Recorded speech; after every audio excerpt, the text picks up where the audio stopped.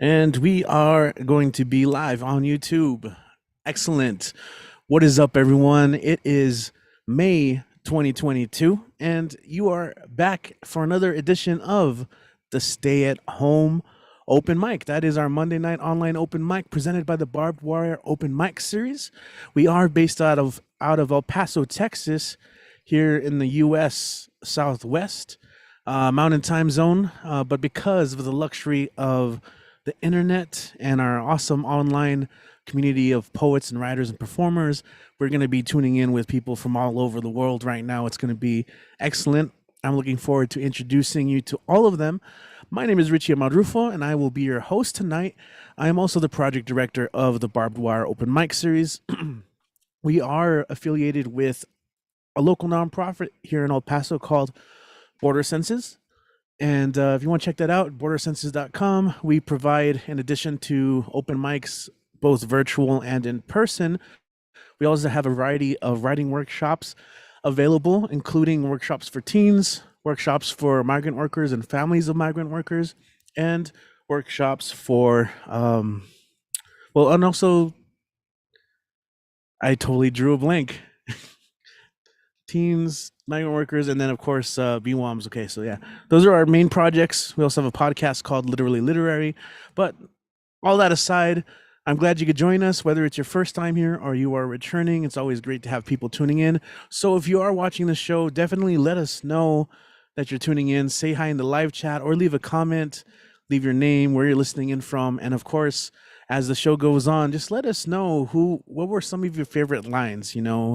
Were there any particular images or poetic devices that jumped out at you? What made you feel something in your soul? Connected with, or maybe you learned something new. So the rules are pretty simple. This is an online mic, just like any other mic. If you want to perform, you have to sign up. Our sign up sheet usually goes up the day before on online everywhere. So you can follow us at Barbed Wire Open Mic pretty much to be kept up to date with that. I always suggest the first place the list goes up is actually on our YouTube channel. We always post the live stream link the day before. And in the description, you can find the link to sign up. But of course, if you're following us on Facebook, Instagram, Twitter, we usually post there as well at some point. Anyway, each performer is going to have about 5 to 7 minutes to do their thing, to perform their own original work or a work of someone in that they want to share. We usually call it the cover poem. And if you're inclined to the tradition, you can also put on a hat for that. You'll see. If you know, you know. Other than that, we also encourage you guys to check out all of the performers. They have great things going on in their in their own right, in their own spaces, whether it be it's books that they're coming up with that are already out, or of course social media that you can just check out and see all the cool stuff that they're doing to promote their art. All right. Hopefully this is the section of the show where I talk the most. Otherwise, I'll just be guiding you along the show and introducing you to all these awesome people. And we're going to go ahead and kick things off. Looking at the list, we're going to go to Denver, get to stick in the same time zone for a little bit, and visit our friend Mike Sindler with the awesome art and the cool hair, wonderful hair. I'm gonna bite a little bit from Advocate Awards there. What's going on, Mike? How you doing Don't tonight? you don't need this. Good to see you again. Not the best thing to come from Advocate. Many better attributes he has. Um, I'm good. I'm just gonna, as usual, go ahead and stick the thing. All you YouTube people, look at this, write it down, go to it. Lighthousewriters.org. Just a really wonderful resource that I cannot recommend highly enough. So that being said, I'm gonna start off with a couple of pieces about an old buddy of mine who's no longer with us. And this first one is called Indebted for Sham. I think of Sham when I make doses, letting rice and dal soak till they're right, grinding each, blending together, mixture sits and ferments overnight, aromatic with faint scent of fenugreek, thick sour batter ready to pour, hot pan layered with bubbling ghee, beloved friend's signature chore. I will never make one quite as fine, thin, and perfect as a note on the wind, rolled round a sweet mango chutney, such delectation I will not taste again. Half a lifetime since last we cooked together, recounting deft and gentle preparation. I recreate the treat and recall the man in lowly but honest imitation. Savoring my sad crepe all alone, I hear the echoed laughs of children, see the faces that beamed with joy whenever Sham was in the kitchen. Though the taste is not the same, it's close enough to soothe the ghost. Pupil plates the pancake with a prayer, still and always indebted to the host. And another poem about the same thing. It's called Catskills, Killing Time with Sham. Resting in the ruins of a Catskills resort, once chic and stately space, reverting back to forest. Ghosts cling to walls like mold, crisscrossing vines like veins, pulling past into aftermath. Occasional outsized furniture, past purpose, decaying in dark hallways. Bees make nest in walls that once reverberated to Borscht Belt comic shtick, now quiet enough to hear rodentia scatter, chatter, and shuffle. Birds paint floors and furnishings with guano. Various fauna gather in tentative new coexisting communities. Could long gone architects have known how easily life would cover over enclosures and reclaim vain space made moot by advent of aviation? Did they believe Yamakut youth would still bounce balls on cracked concrete tennis courts, matrons and Michiganas floating in dry depths of empty pools? How foolish are we to think the mark we make is more than thin chalk scrawl worn and washed away to nothing. Still and all, this quiet space of peeling paint and decades of dust, liminal zone where feral nature overtakes arrogant, impossible, promised endless holiday, is still hospitable to those who choose to linger in contradiction. And I'm going to do one about earlier part of my life, back when I worked with a band back in South Carolina. And this is The Collective for Bill Wood. Crowd vibrates to band, brains buzzing louder than amplifiers, music pulled along its rhythm in sync with 100 hallowed hallucinations, sacred snake pit of dance, sways and ecstasy, shroom-stoked celebration, another weekend grooving at the Grow Cafe when the collective is in the house. And I'm gonna do one more. This is a real short one. New poetry form I decided to check out. It's called a Samoka. It's a Japanese form. And this is called Summon. Did you summon spring? Why summon what's before me? A still wind blows between us. Roses bloom in its breath. It encircles us gently, turning hearts into blossoms. And as Richie warned you, I'm going to put on a hat and do another one by one of my favorites, Mr. Don Van Vliet. And this is called Golden Birdies. Those little golden birdies, look at them. And the mystic Egypt tassel dangling down. Old sleeper man, shh, don't wake him. Up one hand, broom star was an Obi man, revered throughout the Bone Knob land. His magic black purse slit, creeped open, let go flocks of them. Sookie Singibus snored like a red merry-go-round horse, and an acid gold bar swirled up and down and back of the Singibus, and the pantaloon duck, white gooseneck quacked. Webcore. Thank you. All right, awesome. Thank you, Mike, for kicking things off. And as always, guys, feel free to show love by making some noise, clapping, snapping, dancing around in your little box there, in your little Zoom window, and of course, typing nice things out in the chat. YouTube as well. Leave some emojis, leave some fire emojis, 100 a little 100 icons, whatever you're feeling, little surf emojis, because that was super cool.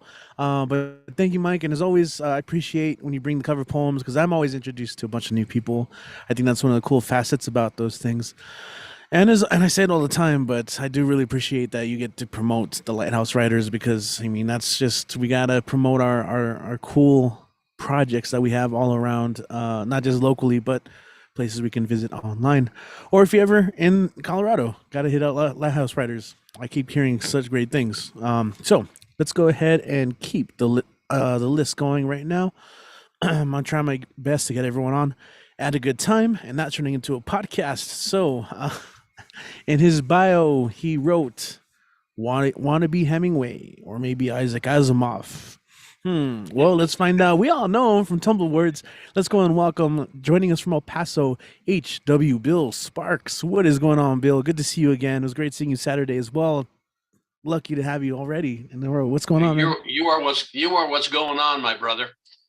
Mike said that I was the life of the party. I think Mike leaves a very sheltered life if I'm the life of his party. This is a couple of short ones here that I did for Poetry Month, one from last year and a couple from this year. So this one here was done in April of 2021. A warm, sunny day. Today started off right. It was a warm, sunny day. The mountains were crisp against the sky. Later, the clouds started to fill the horizon.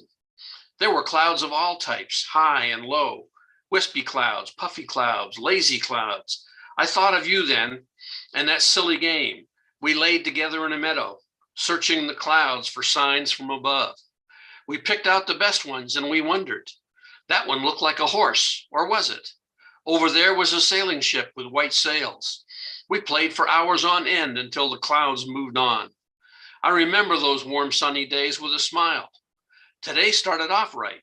It was a warm sunny day, and I thought of you. This one was done early in the month for this year's National Poetry Month. People versus people. The problem with people is the people. We live in a time of so much hate. We decry the crime around us. We is a plural pronoun. We the people in Congress assembled. What Texas needs is more guns. That will surely stop the crime. Guns, guns, and more guns. We come out with our guns. Now we ignore the crime. Now we count our dead. The problem with people is the people. And here's another short one that was done in the middle of the month. Just saying, in the beginning, it was man against man, mano a mano. Now it is nation against nation. War is not the answer. The protesters scream for peace. What was the question, I asked? What happened to peace in our time? Tanks and bombs and guns. We live in a time of so much hate. We live in a time with so many guns. There is no peace on earth. There is no goodwill toward man. There is no peace on the world stage. We, the people, are always at war. There is always someone shooting at someone somewhere. shooting across the borders, shooting across the mall. Guns, guns, and more guns. We need more guns to silence the guns. We are beset by madness. Guns do not kill people. People kill people. Outlaw guns? Never. Maybe we should outlaw people. Just saying. And my final piece was my final one for the National Poetry Month, and I skipped it. I was having such a good time on Saturday, I didn't get around to posting this, so this is a day late and $1 short. A word, if you please. Then another word or two. Make up a declarative sentence. Frame a thought with another line. The reader wants to know what's next. Make sure to put your voice in it. Intense emotions should always be considered. Sadness or inspiration to stir the readers. The words do not have to rhyme in time. Open-ended prose and making good use of white space will do well. The novel requires a story arc. But you are not writing a novel, are you? Just a poem to end the month of April. National Poetry Month for 2022 is now history. Oh, and signed copies are available for a small fee. Message me for any details.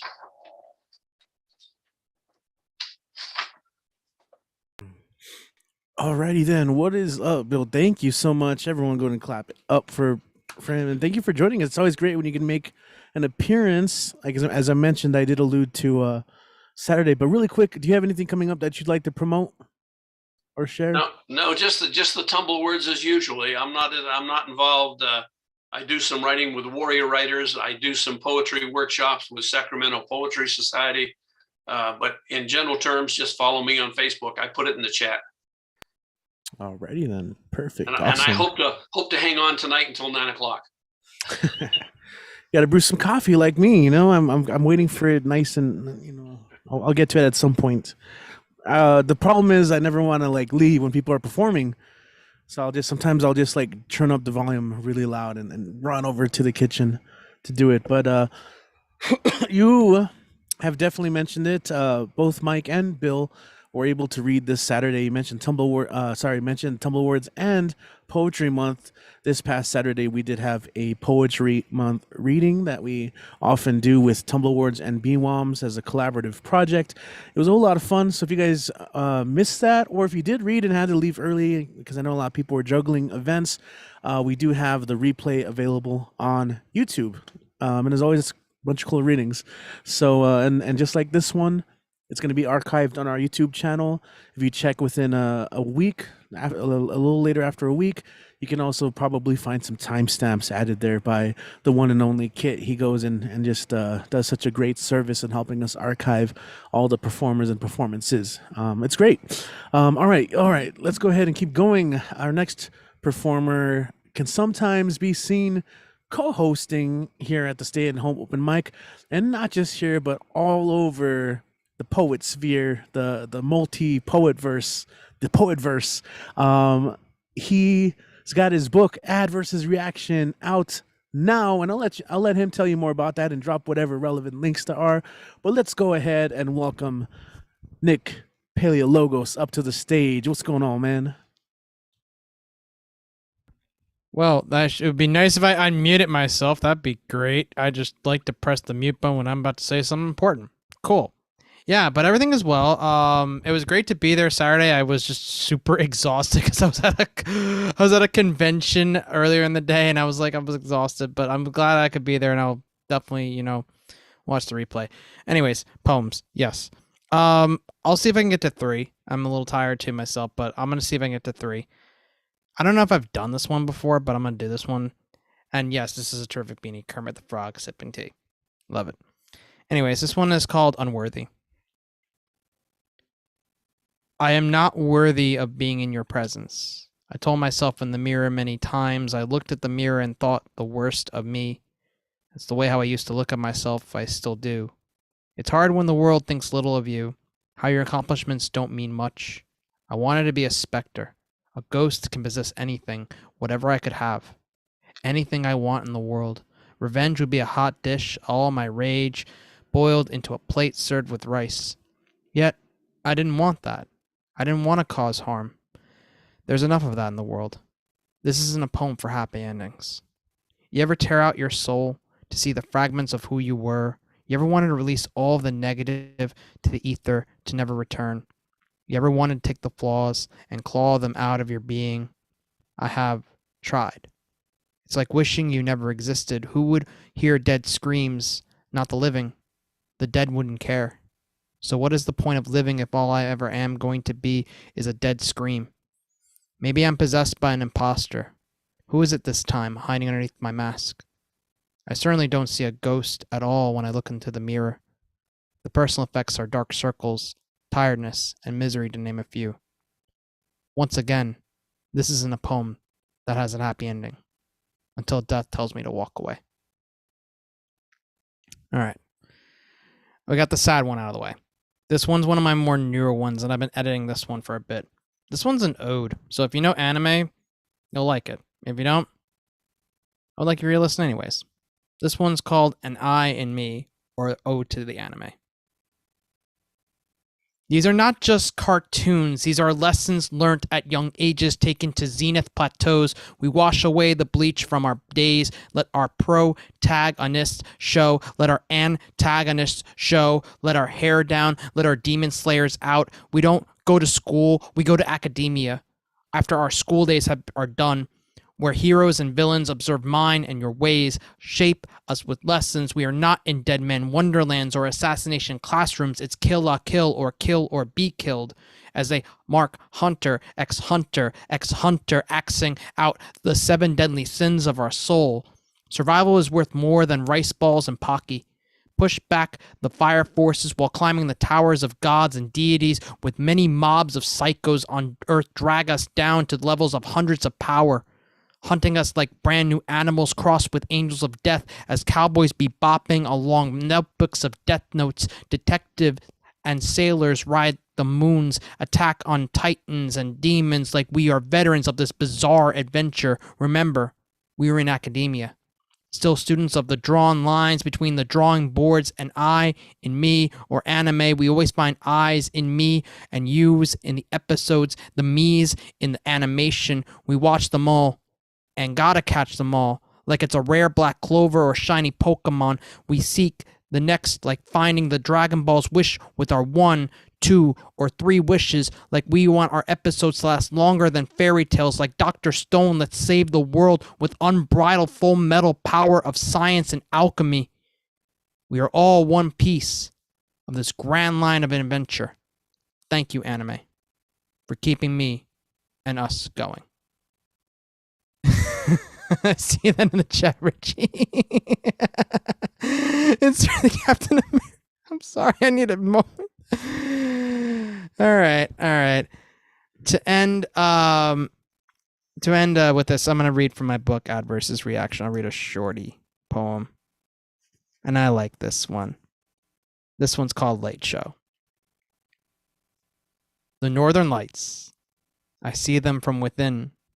When I look at you, I get lost. This is an EDM concert all over again. I'm lost in the trance, the breathtaking views from the top to the bottom. You look so beautiful, inside and out. You are the never-ending light show. And that's all for me tonight. Yeah, right on, man. That's so fitting with that Kermit sipping on the tea ending there. I love it. Nick, what do you have coming on, man, that you'd like to promote? So if you want to follow me, Real Nick PIG, Facebook, Nick Paleologos. My next Right to the Mic is this Wednesday, 8 o'clock Eastern Daylight Time, or EDT. The workshop theme will be around Star Wars. So it won't necessarily be Star Wars, but it'll be around concepts of Star Wars. So if you want to hop aboard, I can drop that info into the chat for y'all, and you can just go to there and everything. When I drop the Zoom info in there, you can go from there and everything. Other than that, I really don't have any other events as of right now in terms of going out or like in terms of like performing or something like that, other than my the next right to the mic. So that's all I got for right now. Nick, give me everything you got, bro. I will definitely give you everything you got, Kenneth. I will drop my info into the chat for y'all, and I'm sure Richie will copy that and put that into the YouTube channel too as well. Absolutely, I will. Thank you for that. That was an alley oop. All right, I'm gonna go dunk it right now. I got this other monitor right here. Appreciate that. Yeah, so we'll share those links, and also what Nick was referring to. So I might not have seen all those animes, but I've definitely recognized so many of the titles. So I had to like reference the Captain America, Steve Rogers meme. I understood that reference, at the very least, right, from the titles. But what is up? Shout out to everyone watching right now on YouTube.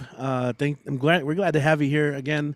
Say hi in the chat. Let us know where you're listening in from, and we definitely encourage you to participate all throughout the night, or as long as you can stick around, of course. No hostage situations here. Stick around for the poetry, but let's go ahead and keep going. We got a pretty full list. In fact, since we've started, we've had a few people sign up and join in, so it's great to see so many familiar names coming back, as well as all our regulars and a couple of new peeps. That's great. So check it out. We're gonna go ahead and visit our main man in Maine. You already know, some of you probably got to sip on some poetry earlier today with him at Cafe Generalissimo. That's right, it's that time. Let's go and welcome Generalissimo to the mic. What's going on, man? Gracias. Nick, well, not Nick, you're Richie, I'm sorry. I guess, my age is showing. I'm gonna just go ahead and put some stuff in the chat right now so I can get that out of the way. Then I'll read a couple poems for you if this fucking computer will let me do it. Okay, it's control. Oh, I'll just enter. Okay, that's why. Okay, and then 2 more seconds. So of course on this Friday I have Garage Poets at 8 p.m. Eastern. And then on Saturday the 14th is my Tumblr with a little help from my friends. A couple of the guest poets that I'm going to have are Sky's the Limit and the great Christopher George. And here we go. This is everything that I have coming up. And so these first 2 poems that I'm reading were done yesterday. So this is the first time that I'm reading them outside of the workshop that Amanda Villanueva did. I'll put information on how you can sign up for her workshop a little later. So neither of these have titles yet. So the first one, between my ears and eyes are where my temples exist. If I touch them gently with my fingertips, I can feel a pulse.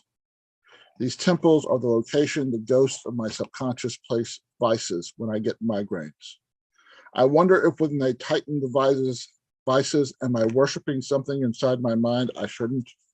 Are these ghosts stuck in a purgatorial realm of my psyche because of my needs and desires? Are these ghosts former needs and desires I let go of or moved on from? Do they think they have an outside chance of existential resuscitation back into consciousness? Are my temples places of worship for taboo activities and deadly sins? Are migraines a necessity rather than a punishment? Is it all in the beyond my control realm? Just as my desire to eat a slice of La Tormenta's famous Puerto Rican mango cheesecake is beyond my control. Okay. And then this is, let me get to this last one here. It's called, doesn't have a title, of course. There have been times I have said, I owe you one.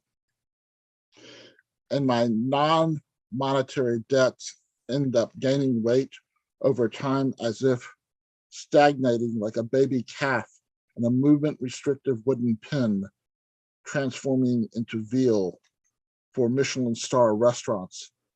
Such debts become cultivated as they exist, waiting to be slaughtered and butchered, and are rarely sauteed with mushrooms and marsala wine and fresh herbs. Usually when margin call is called upon, the veal I must eat might be served raw and force-fed to me the way baby calves get fed as they are fattened for market to be served to prodigal sons. And let's see what else I have for you. Why I've started breeding Pakistani mountain goats. Your voice is soft and comfortable. Like when I was a child and held a cotton ball between my thumb and forefinger for the first time.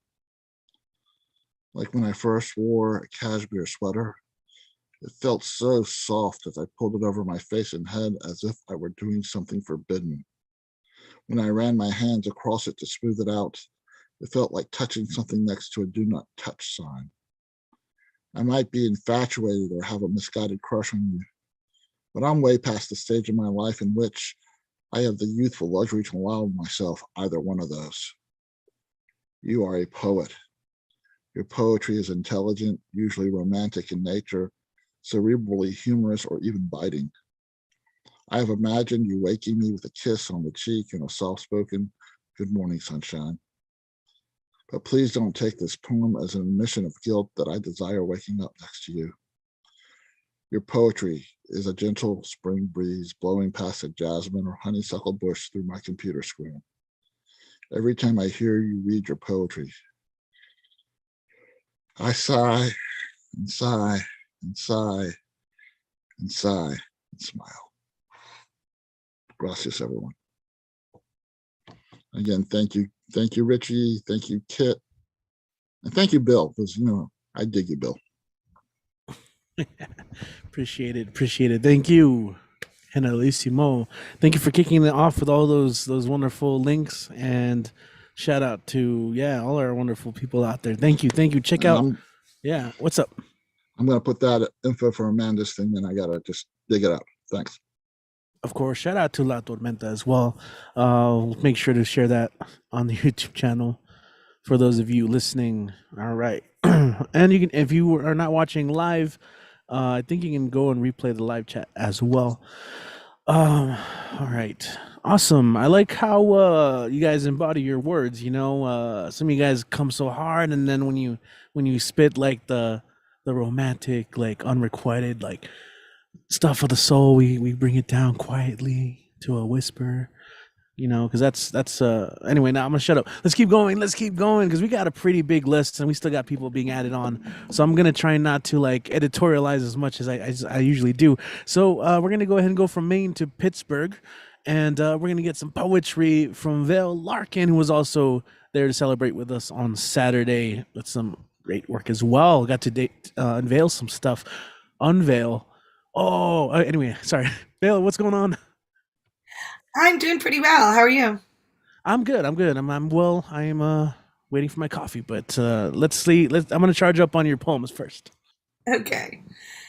I'm doing a scene from my play, which I've done maybe before a long time ago, but I got some exciting news, which is that Crom Saunders, the ASL performer I've been working with, and I are going to be working on an ASL version of this play. And we've got some producers in New York City that are interested in it, so it's very exciting. Scene 3, the ballet. Once upon a time, there was a young man called Christopher Robin. He was always called this, but it was not his name. His mother schizophrenic, no father, no siblings. He raised himself on the street, and his mother too.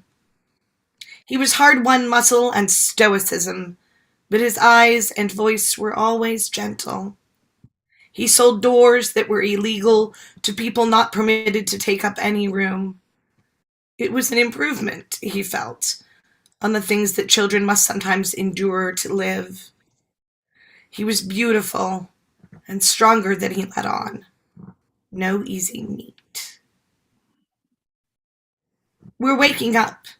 The smell of sun-warmed dust like a promise in the air. No huddling and huffing a damp day away. No, we're rising. All of us together, our fledgling flock.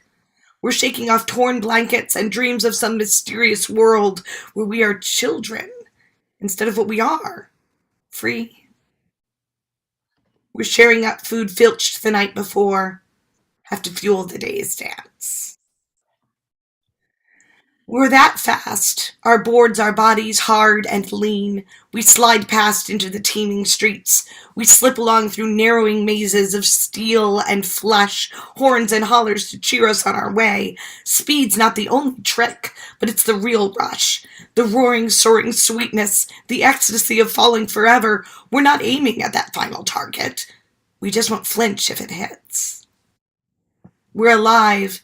More than all those stiff collars, souped-up specimens, living their aquarium lives, watched constantly by their bosses for any sign they should be fished out and left to flounder. They always walk with grim faces, like they're going to be late for the part where food falls from the sky.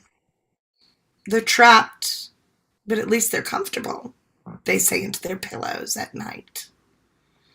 We're breaking the concrete waves of the here, the now, the never-ending moment. We're not the face of the future, and none of us look back. Not once. We're not racing toward, but away. And who would blame birds who fled a burning nest? We may flee, but it's still flying, flying sky high forever. We're a liquid. We fill our space. We flow, foaming around obstacles and splitting fractal-like into deltas of scintillating energy. We are moved by every pebble on the pavement, but we stop for nothing. We seethe, scouring our paths, scoring the dust of the road in wild whirls. We ride, and we wear down the hardness of the city. A few facts. 2.4 million American children are homeless right now. Approximately 700,000 are unaccompanied by a parent or guardian. Of those children, an estimated 40% are members of the LGBTQI community. Thank you.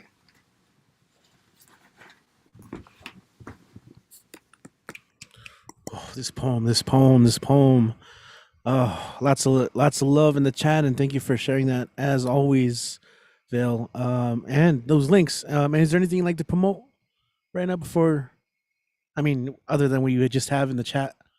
Yeah, donate at support.theukrainians.org to help translation efforts in Ukraine, and donate at sisterspgh.org/donate, which is a Black trans femme-led organization that helps the poor and homeless LGBT community here in Pittsburgh. All right, right on, Bill. Thank you as always for sharing those. I'm trying really hard to catch up on my link sharing. There's so many that you guys are posting here, but yes, I will be posting that as well. Oh, so here as well, that poem, Jesus, yeah, that one hits. The imagery, the lines. I mean, of course, the meaning. Okay, let's go ahead and gather ourselves. I need to gather myself. Let's go ahead and keep it going. We are going to visit El Paso. All right, but I don't think he's been here before to read at the stay-at-home mic. Let's go ahead and welcome Kenneth Latimer. What's going on, Kenneth? What's going on? How you doing? You might be muted. You are muted, in fact. Can you hear me? Yeah, we can hear you. What's going on? Hey, I've been here. I have been here. But maybe it's maybe I wasn't as impressive or whatever the case may You have be. it? Oh man, I was trying. Okay, okay, that's on me. But hey, it's great to have you back. Go ahead and do your thing, man. No problem. I've got 4 poems.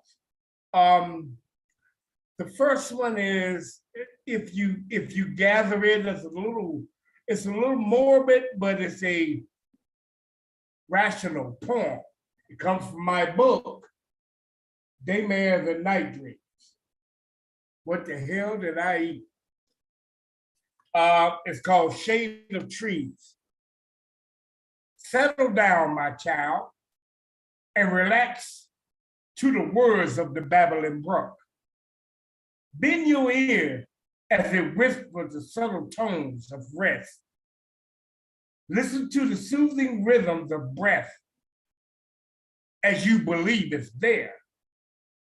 And take solace in the tender grass that surrounds you. Imagine at this moment a sweet and loving kiss of the morning dew that trickles down on your skin as you cross over the river and lay rest under the shade of this tree. If not for inconvenience, it would be convenient to skip among the grass while the moisture tickles your toes. Yet in your dreams, it is possible, because now all things are possible. There is a peace in the valley and the countryside. No longer are there mountains or hills to climb. Listen close. Do you hear? I say to those whom my voice now only echoes, like flowers, love is only heard when you shut all things out so you can hear. Don't let the cooling moisture of the soil cover you before you are able to listen. Nor let the absence of your presence be the echoes you want others to adhere.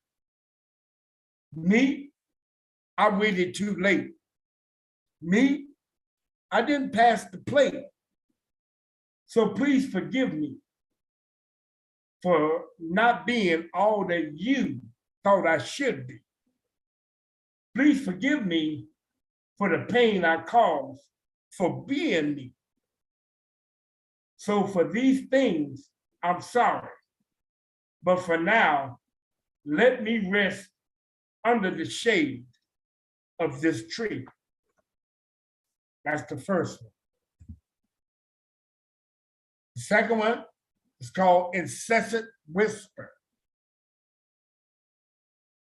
Relish the warming caress of her embrace. She is soothing, yet her tongue tingles with a single lick. Concede to her delicate kiss that can tease and trick. Recreating sensations of the past and present with grace. Only fooling yourself that you're able to seize her, to touch her, or to resist her grip. You're unwarned by the sight of her arrival. The gentle sounds of her soft-spoken words are primal. They chill like the placid blow of a lover's breath that slips. Repulse, not her moves, nor her anger, to force with a voice that can rip at you and with veracity and passion. Like the echoes of 1,000 horses, you will hear her pouring forth the howls of wolves, but you know her voice. So take comfort in the mellow songs of reconciliation, because just like those of her kind, she will shift and stir. I'm gonna give you one more. No, I'm gonna give you two more. Only a tear. Sometimes only a tear can display a pain others can't see. Even though they may not understand they drop of moisture can set you free. Sometimes only a tear explains the anger that you feel. A water that cleanses your heart to make others know the hurt is real. Sometimes only a tear expresses a sign of total joy, a warmth that spews from our very soul as we beam with pride of the success of our girl or boy. Sometimes only a tear reveals the love we really mean. Our words and acts may be cause for deceit, yet a single tear tells what the heart gleans.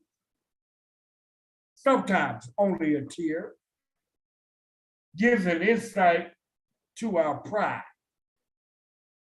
We may not voice our family's achievement, but a single tear shows what's inside.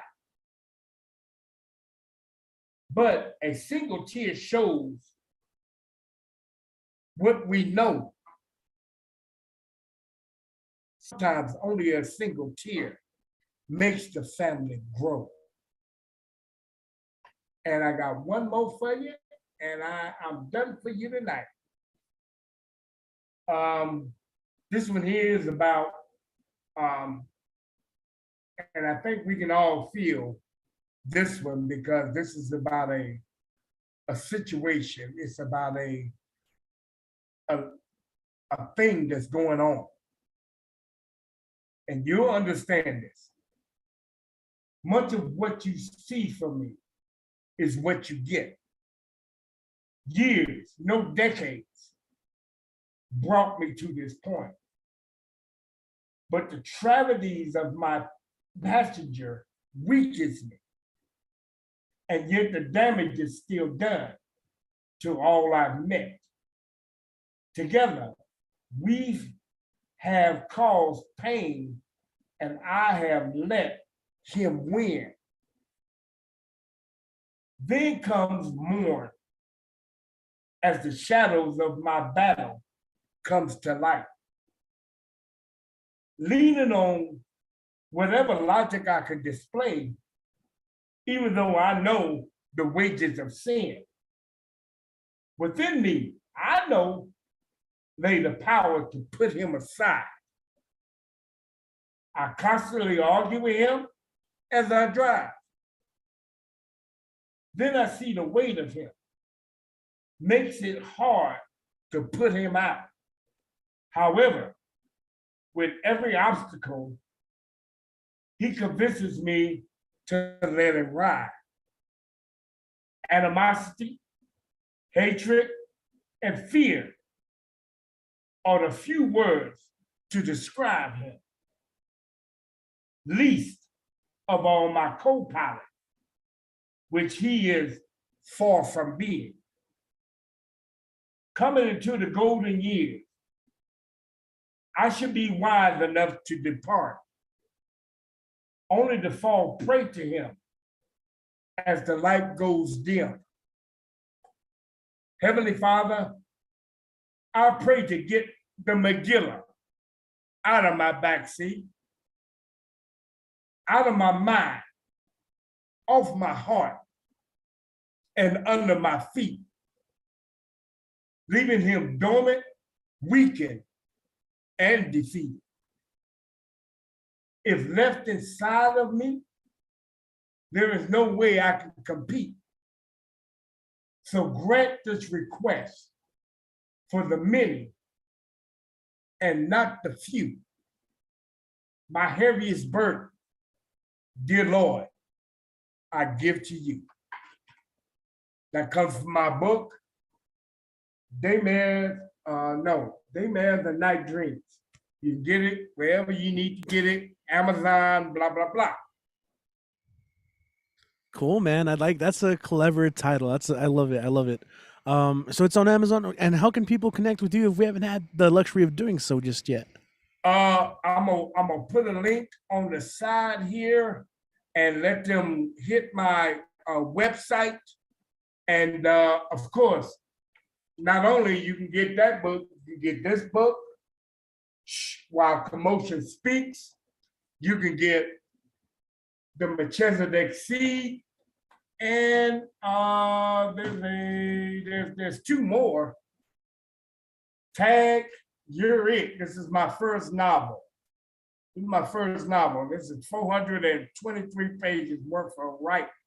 And it's creepy and scary as hell, I'm sorry. But my poetry books are just what they are. They're just what they are. And I will give you the tag and let you go on and check my website out. K. Charles Latimer is what you want to go under, not Kenneth Latimer. K. Charles Latimer. Excellent. Thank you so much. And apologies again for missing you. But yeah, and that's kind of rare. But as always, we'd love to have you come back and share more from your books. It looks like you have plenty to read from as well. So I'll look forward to that link and also to sharing that. So thank you, Kenneth. All right, let's take a look. We got another new name joining us from Windsor, Canada. At least here, right? I'm sure you've read like all over the place. But we want to welcome here tonight, sharing some of your poetry. Let's go and make some noise and welcome Zonkonto to the stage. And also, please let me know if you prefer a different pronunciation. Oh, Zonkonto, you said it right. Hello, everyone. I hope you can hear me clearly. My name is Bonisi Zikali Zomkonto. Poets call me Zomkonto. That's my totem. And so I come from Zimbabwe and I love spoken word. So the first poem I'm going to give you is entitled To Miseducate a Child, but it's got another title called I Would Have Told My Carpentry Teacher That I Loved Trees.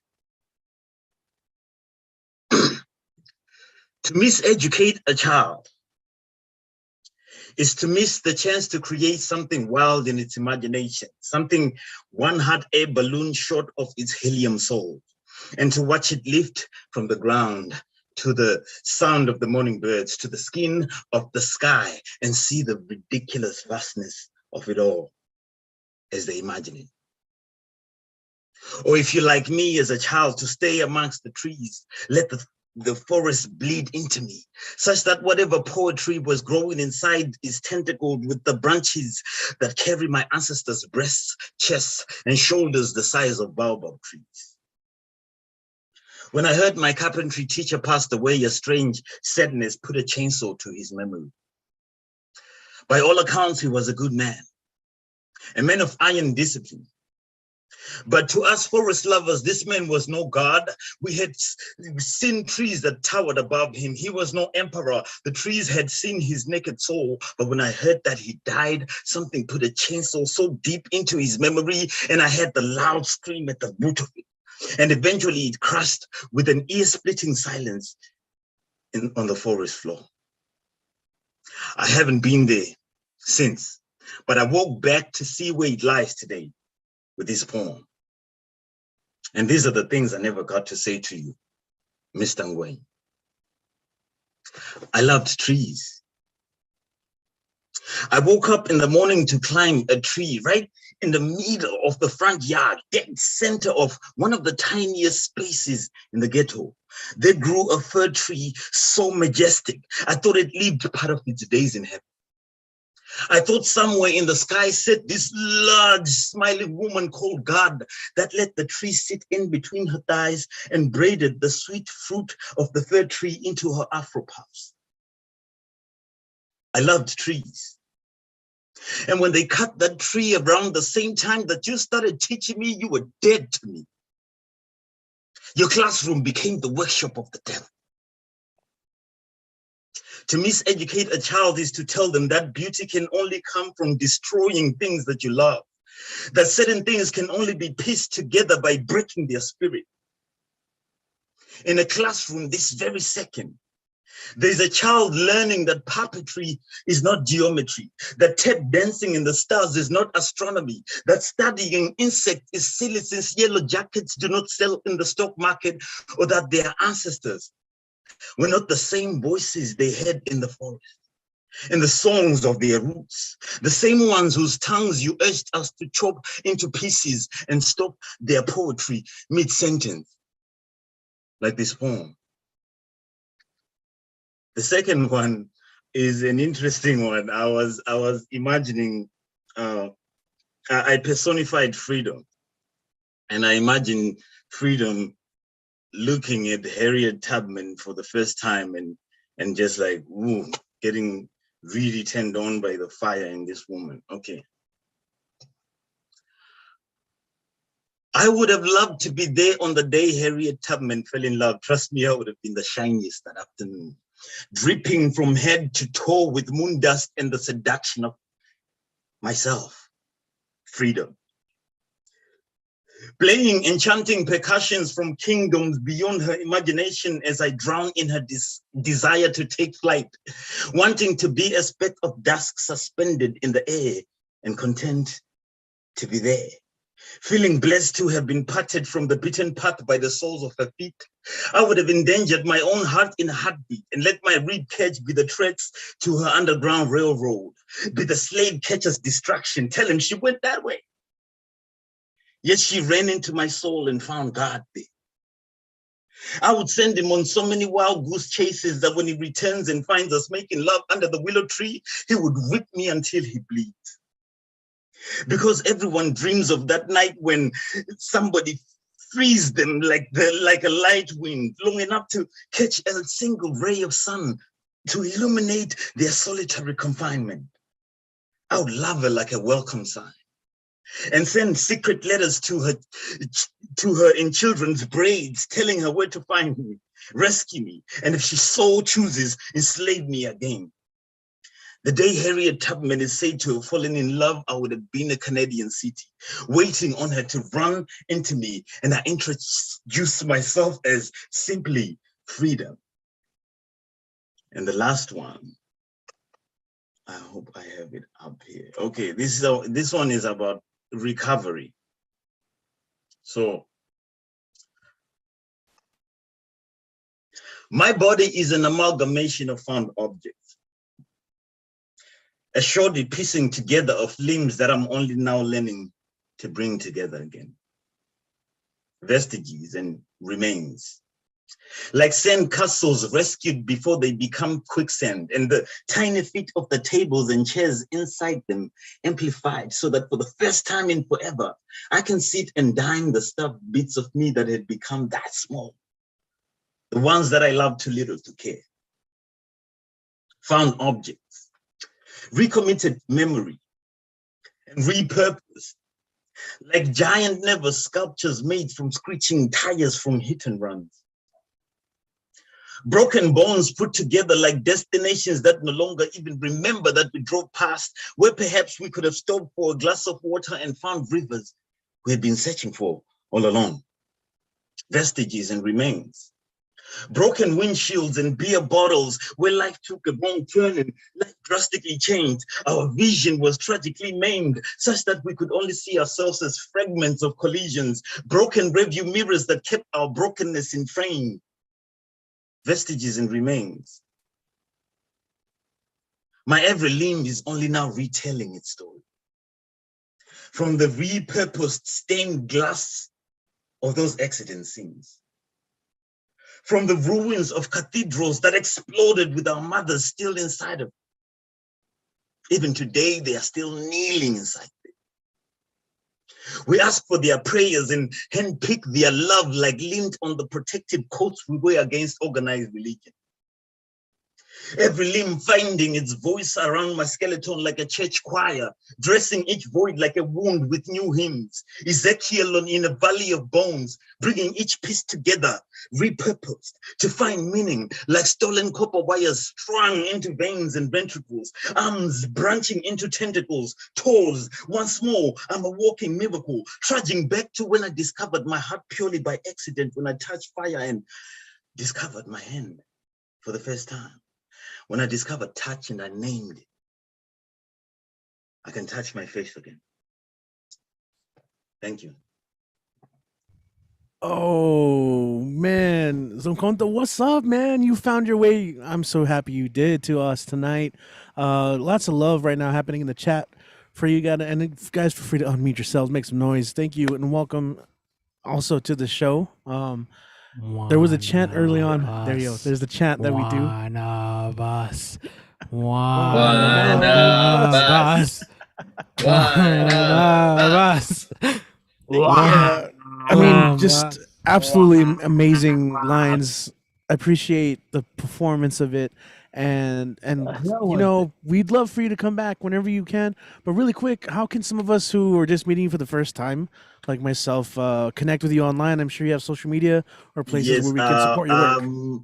I have these. I just recently got published in a journal called Epikai, and it's actually from Zimbabwe. So this is its inaugural issues. So it was the topics were on the duality of life.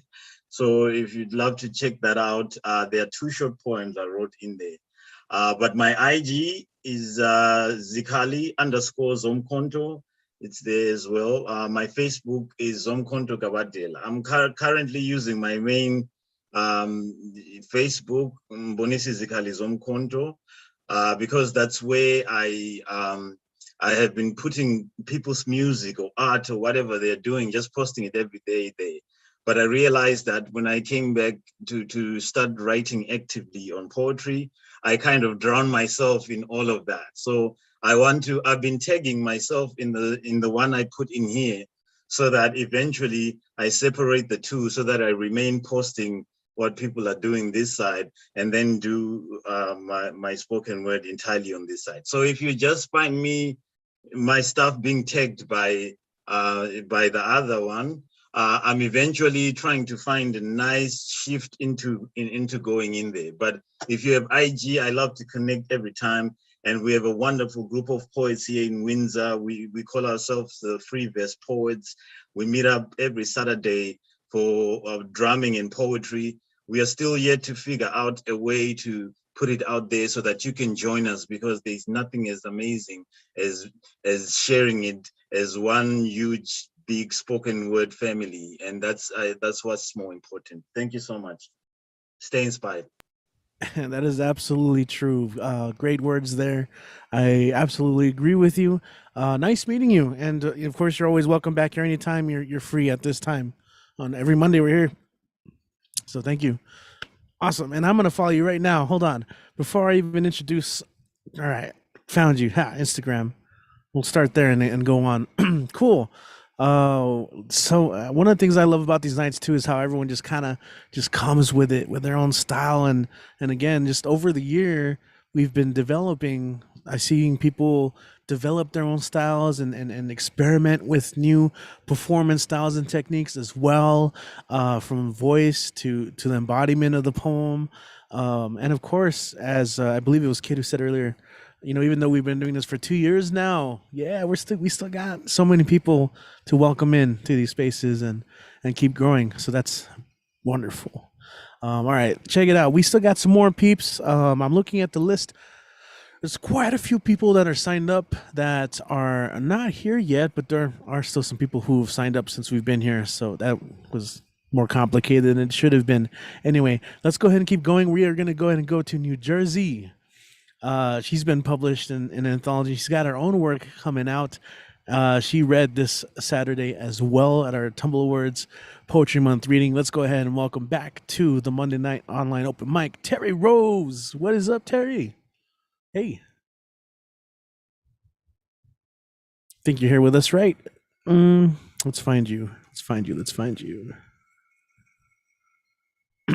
Sometimes Harry. People are getting coffee, you know, grabbing some food.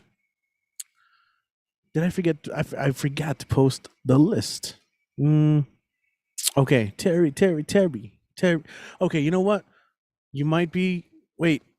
Yeah. Okay, you are here, but if you're off doing something else, that's okay. We'll come back. Yeah, we'll come back to you. We'll go ahead and just come back to El Paso, and we'll just do a 1-2 punch. The way it happened for such a long time, there was such a long streak of these two performers going back to back, and it honestly, even just seeing it, just feels so good to see. But kicking it off, he usually goes second of the two, but tonight he's going first. A lot of you guys already know him through Tumble Awards and here. He also posts. Dan the Man. I'm kidding. I think I did that joke once before. I did a huge build up and I introduced Dan. Very funny. Okay, let's go ahead and welcome Kit Wren to the stage. What's going on, Kit? What's going on, me? I don't know. I'm here. It's a good night. Good night. But as every Monday has been for about 2 years, it's incredible. It'll end someday, but not today. Probably not next week either. So 3 of mine and then the cover poem. It is hard to be over the top when the globe itself keeps flipping. It is hard to keep perspective when nothing will sit still. The world doesn't have to listen to me. Nobody does. The world will never, has never before, bowed before a collective will, much less the individual screaming the way a flea might. And it is readying for the great shaking, casting us off. It appears to follow the systems we devised, but that is little more than a courtesy, like asking after a coworker's child by calling it the little one, to hide the fact that you never learned its name. So what should we do in these early last days? Should I be among the street preachers who one day will not only be right, but fashionable? Shall I count the sides of the Ipyragon until I run out of numbers? Busy work. Is this all just busy work? Since we cannot remake the world in our image or reshape it with our tools, then maybe the job of the artist is to be irritating. The hair falling across a politician's lip mid-speech. The non-fatal accident grinding traffic to a halt. The puppet show will once again be in vogue and will marvel at the marionette with no marionettist, reaching his odd bony hand to pluck his own invisible string.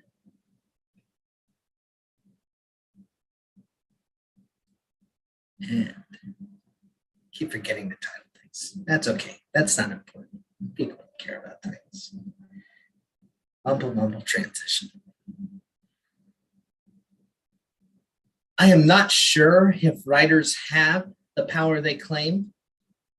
I think we must claim it to give us motivation to finish and the bravado to force people to look. But we cannot control what people see when they look. At our best, we are comically explicit warning signs. It's ridiculous that we're needed at all. Please leave the swords in their display. Please do not feed the bears. Please. Come on.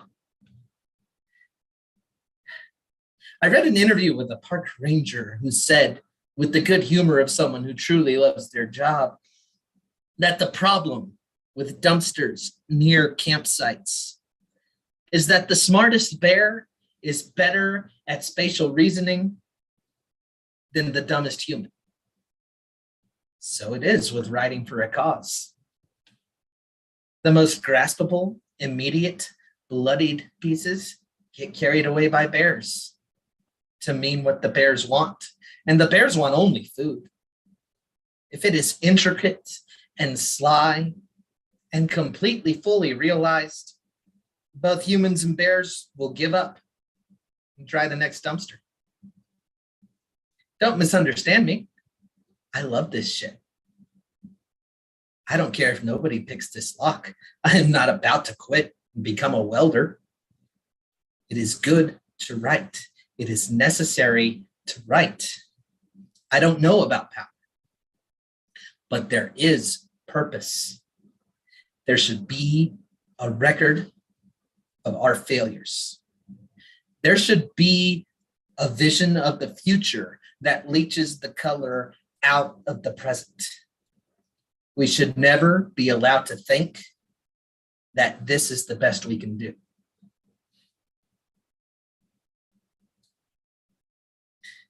And the last one of mine before the cover poem, which is what you're all really waiting for.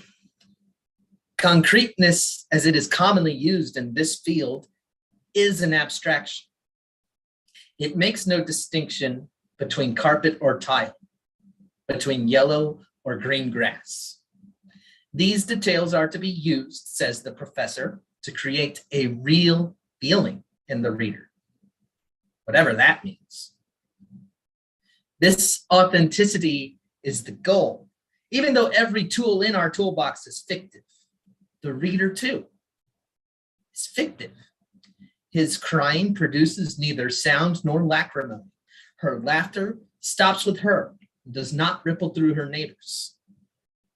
We imagine them as strangers that we will compel by sheer magnetism to become friends.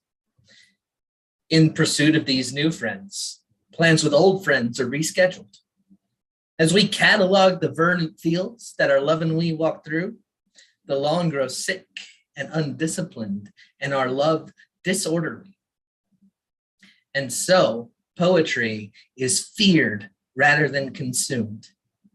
The passersby salute it like a flag, but do not pay taxes. It is invoked like magic or violence in place of itself. A threat or a vague and vast gesture of praise. And the poet? Well, I have no complaints. These people treat me well. But when they discover that I am a man who cannot and would not grant wishes, I fear that they will feel lied to. And for the cover poem, I chose, when in doubt, we go to Jack Gilbert. And so this is The Abnormal Is Not Courage by Jack Gilbert. The Poles rode out from Warsaw against the German tanks on horses, rode knowing in sunlight with sabers, a magnitude of beauty that allows me no peace. And yet this poem would lessen that day. Question the bravery, say it's not courage. Call it a passion, would say courage isn't that, not at its best. It was impossible. And with form, they rode in sunlight, were mangled. But I say courage is not the abnormal, not the marvelous act, not Macbeth with fine speeches. The worthless can manage in public, or for the moment. It is too near the whore's heart, the bounty of impulse, and the failure to sustain even small kindness. Not the marvelous act, but the evident conclusion of being. Not strangeness, but a leap forward of the same quality. Accomplishment, the even loyalty, but fresh. Not the prodigal son, nor Faustus, but Penelope. The thing steady and clear. Then the crescendo, the real form, the culmination, and the exceeding, not the surprise. The amazed understanding. The marriage, not the month's rapture. Not the exception. The beauty that is of many days, steady and clear. It is the normal excellence of long accomplishment. That's right. That's right. And with that gesture, he has once again performed alchemy. As always. I'm getting taglines for all of you guys. So, yeah, man, how can people tuning in right now, seeing you for the first time on YouTube, for example, maybe, how can they follow you online and see more of your work? Well, if you're seeing us for the first time, hi, how are you? Where have you been? Good to see you. You look well. You've been running. Instagram at Kit Ran Away, Twitter at Kit Talk Sports, which is, as the name suggests, this is a blog about football that's dormant because it's the off season. You can find me on Facebook, easy enough. You can send me an email, easy enough. Talk Tumblewords this Saturday. Let me look at the name I have here. Will be our steward this Saturday will be Robert Anthony Gibbons. And his workshop is entitled The Legacy Workshop. I'm looking forward to that. May I say something about Robert? Absolutely, please do. I know Robert. He is from New York. He is a brilliant poet and one of the most amazingly kind people I know. And I've taken one of his workshops in the past. And it really is a fantastic visceral experience to take a workshop from him.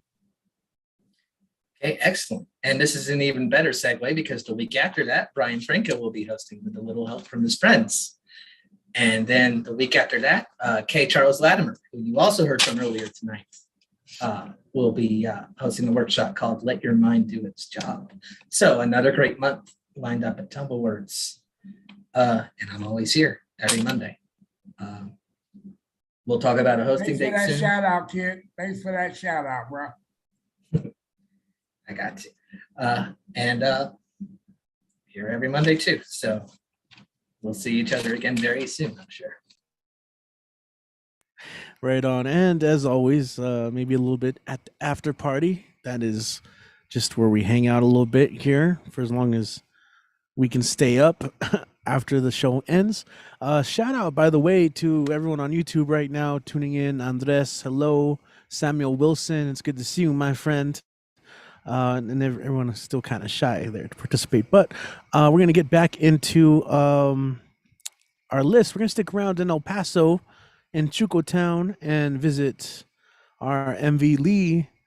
You guys, if you know, you know, but if you're not, you're about to. Let's go and welcome Lee Martinez Soto to the stage. What's going on, Lee? Hello. Hey. I have 2 old ones, I think, and 1 new one from Kids Workshop. So I'll start with the old ones. This is called Llorona. I'm not going to sing because I don't feel like singing, but it is inspired by a Mexican song that says, Dos besos llevo en el alma, Llorona, que no se apartan de mí, el último de mi padre y el primero que te di. So first in English, then in Spanish. Touched by death, never kissed, saw her holding the hands of my father until he was no more. On his last breath, the last kiss I placed on his thinning skin and bones, then forehead, then arms wrapped around a frame of almost gone, 1 foot here, the other turned to ash, then last goodbyes, not yet named goodbyes, and salt and salt and salt, tracing his path on thinning skin, almost bones, almost gone. Touched by death and grace her hands as she wheeled my father to the last place where he was, on his last breath, to the last words I heard, the last words I wrote, the last of all, and I tasted at last, lips of bone, the taste of all that was gone, and things yet to perish, hanging between the breath we shared, touched by death and kissed at last, and I was not allowed to steal one last glance, tears, words, before he left. Tocado por la muerte, nunca besado, la vi sosteniendo las manos de mi padre hasta que ya él no existiera. En su último aliento, el último beso lo planté en su frágil piel, sus frágiles huesos, entonces su frente, entonces mis brazos envueltos alrededor suyo de una forma casi desvanecida, un pie aquí, el otro ya en cenizas, luego las últimas despedidas que no llamamos despedidas en ese entonces, y la sal y más sal, trazando su camino en su frágil piel, casi huesos, casi desfallecido. Tocado por la muerte, rocé sus manos, mientras ella llevaba a mi padre hasta el último lugar donde estuvo. En su último aliento, las últimas palabras que escuché, que escribí, lo último de todo, y por fin logré probar sus labios de hueso, el sabor de todo lo que se ha ido y cosas aún por perecer, colgando entre el aliento que compartimos.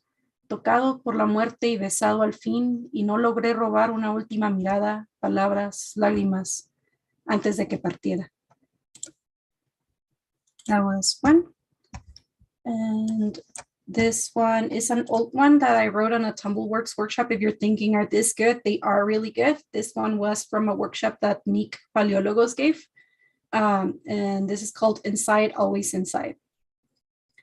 Burnt out of living, hooked on a version of nitrous oxide, call it antidepressants, call it dissociation, call it the rush of oblivion, temporary, with the promise of permanence and the threat of transience.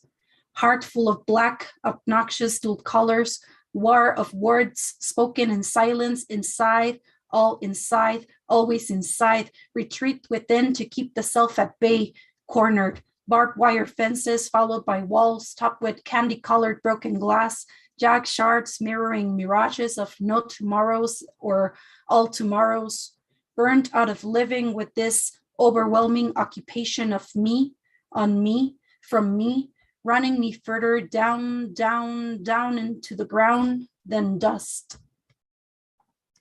And then this last one is from Kit's workshop this past Saturday, and it's called Butterflies in My Stomach.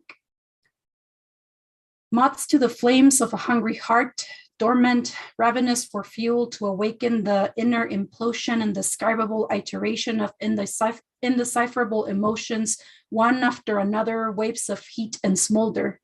Fluttering wings in sight, tightened throat, finding escape through a silenced caldera, on the tip of fiery tongues, tight for too long, to this thin lip sealed shut, about to leave, escape, be free, be seen, swallowed whole, back to the flames and gone. Death before they reach the shape of words, spoken or written on paper or webs of half-truths disguised as love, poetry, a feeling not meant to see the light. That's it.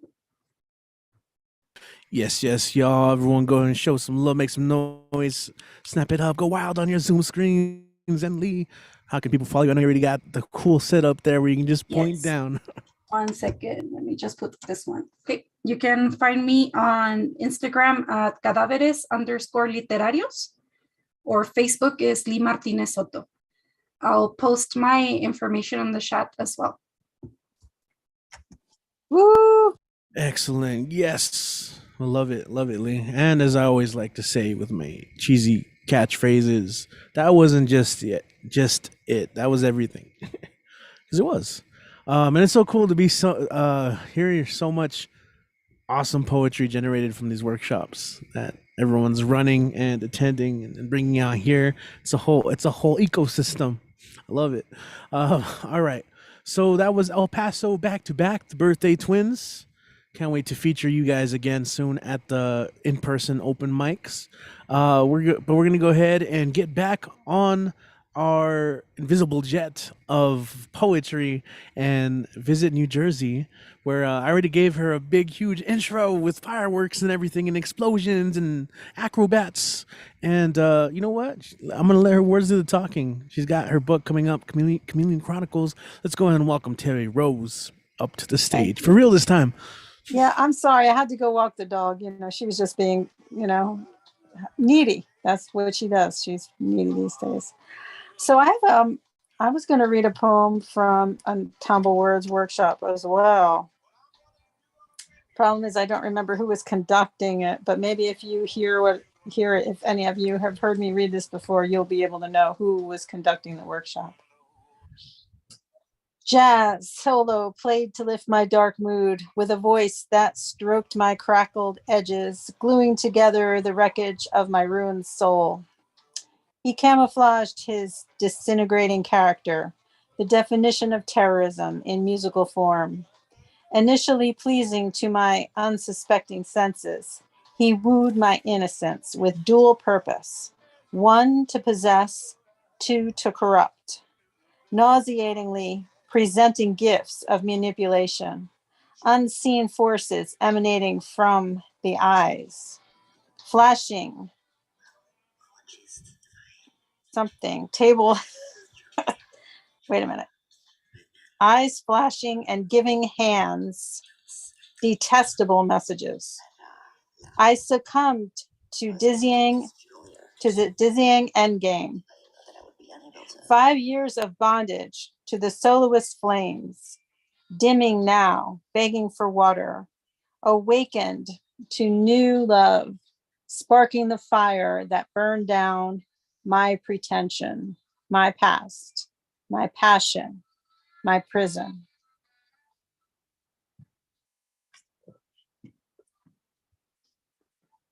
Any idea who conducted that workshop?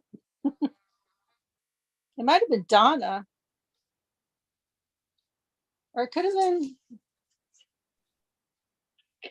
Yeah, it was Donna. It was I- it Donna. was Oh. Donna. I mean, if you knew the date when you Nice. did it. Yeah, we could not the reverse it. date, If it was but December, no. then it was Donna.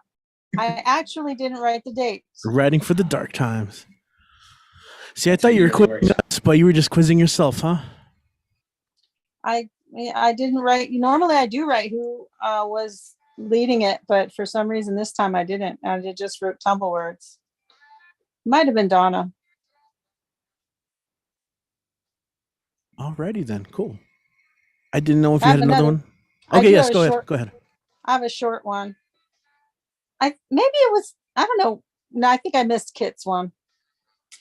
To be beautiful and sensitive with the face of an angel, but how to start over without being born again.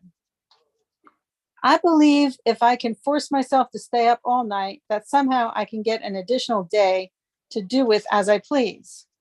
Forcing my eyes open to ward off darkness is like believing I can force my life to expand the exact number of hours, minutes, or seconds I can accomplish this task. Each time I think I can hold it off longer. Each time I fail.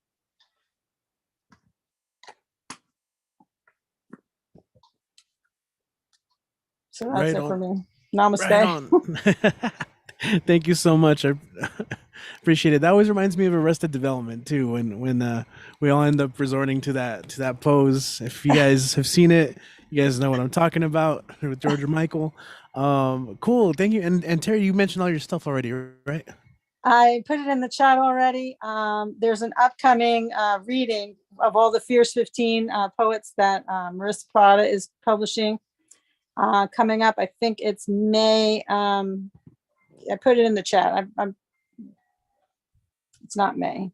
Is it May? Yeah, it's coming up. Hang on. I'll tell you. Oops. To go resort to the chat. Hold on one second.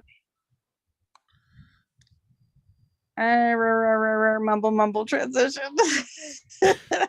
mumble transition. Yeah. Well, I May 15th, 2 p.m. It's on Facebook, and there's a link in there for a Zoom. Awesome. Good promo. And so yeah, that confirms it. To quote the great band NSYNC, it's gonna be May. It's gonna be May.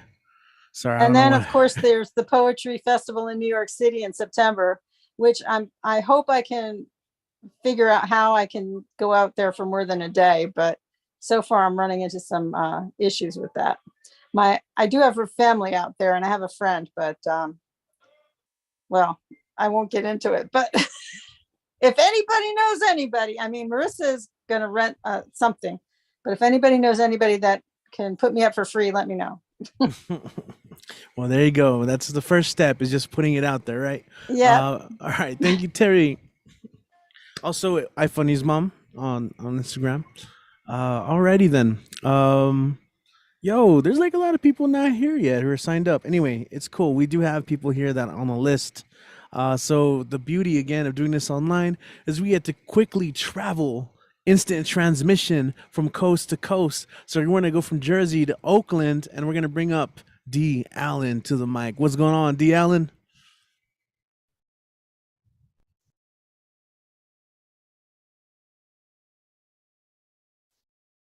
Granny Oak. As a boy, I was raised by three maternal elders, Grandma Lily, Granny Lucy, and Granny Oak. Although she never dispensed treats to us kids like the other two did, Granny Oak always held down the front lawn of Grandma Lily's house, near what my little brother Mike called the gumball trees.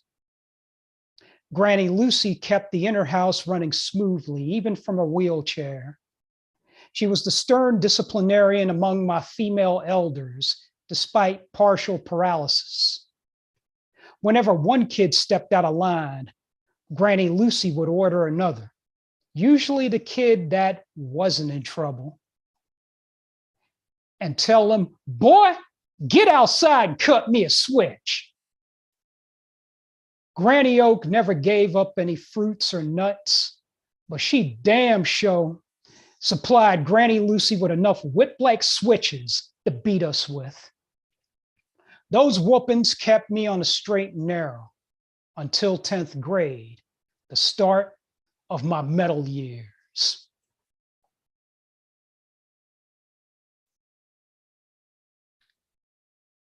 Granny Oak 2. As a man in my 20s living out the punk years, Grandma Lily had Granny Oak evicted from our family's land. Granny Oak did something Grandma Lily didn't like, and she couldn't help it. A thunderstorm, one of the fiercest, caused Granny Oak to snap. A gigantic branch. All that torrential rain and wind went well into dusk, sent that branch landing on the roof of Grandma Lily's house.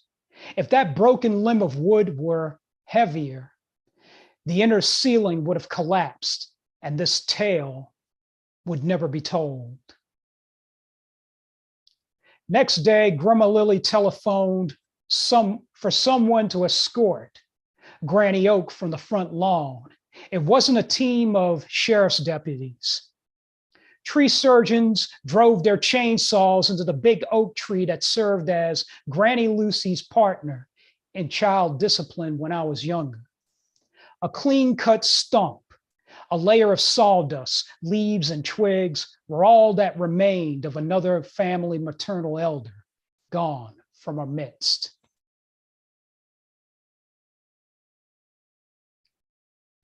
From this mic to your ears, I'm D. Allen. Thanks for listening. All right. I always forget you come with such a tight set. You got the PowerPoints. You begin and you guys just sign off and everything.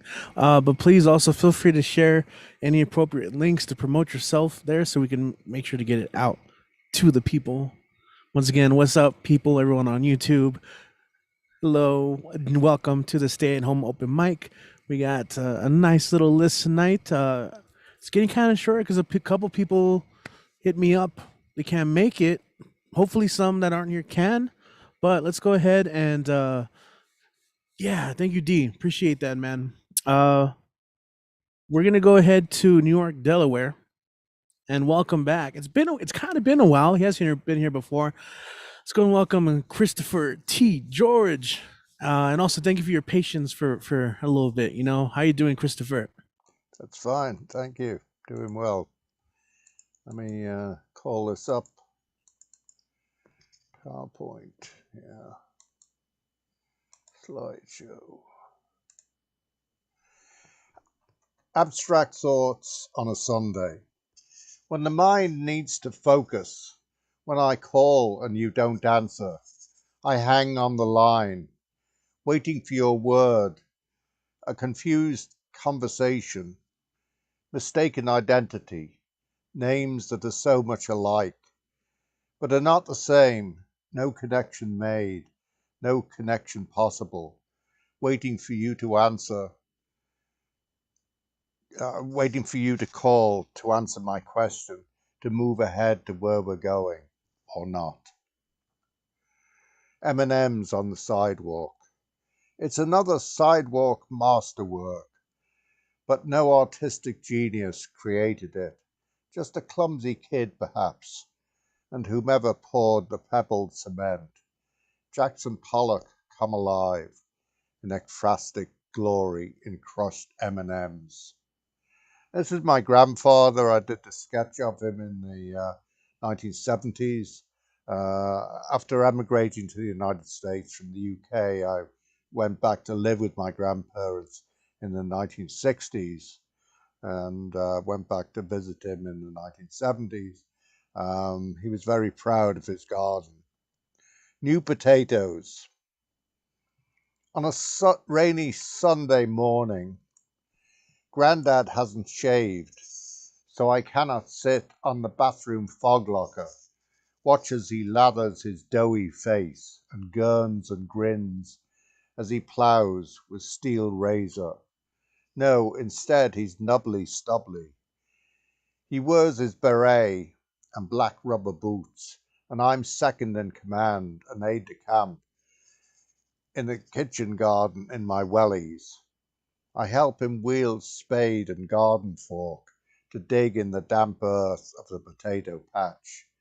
We turf up broken bits of willow patterned pot pottery, along with white stems of clay pipes I collect to my odds and ends.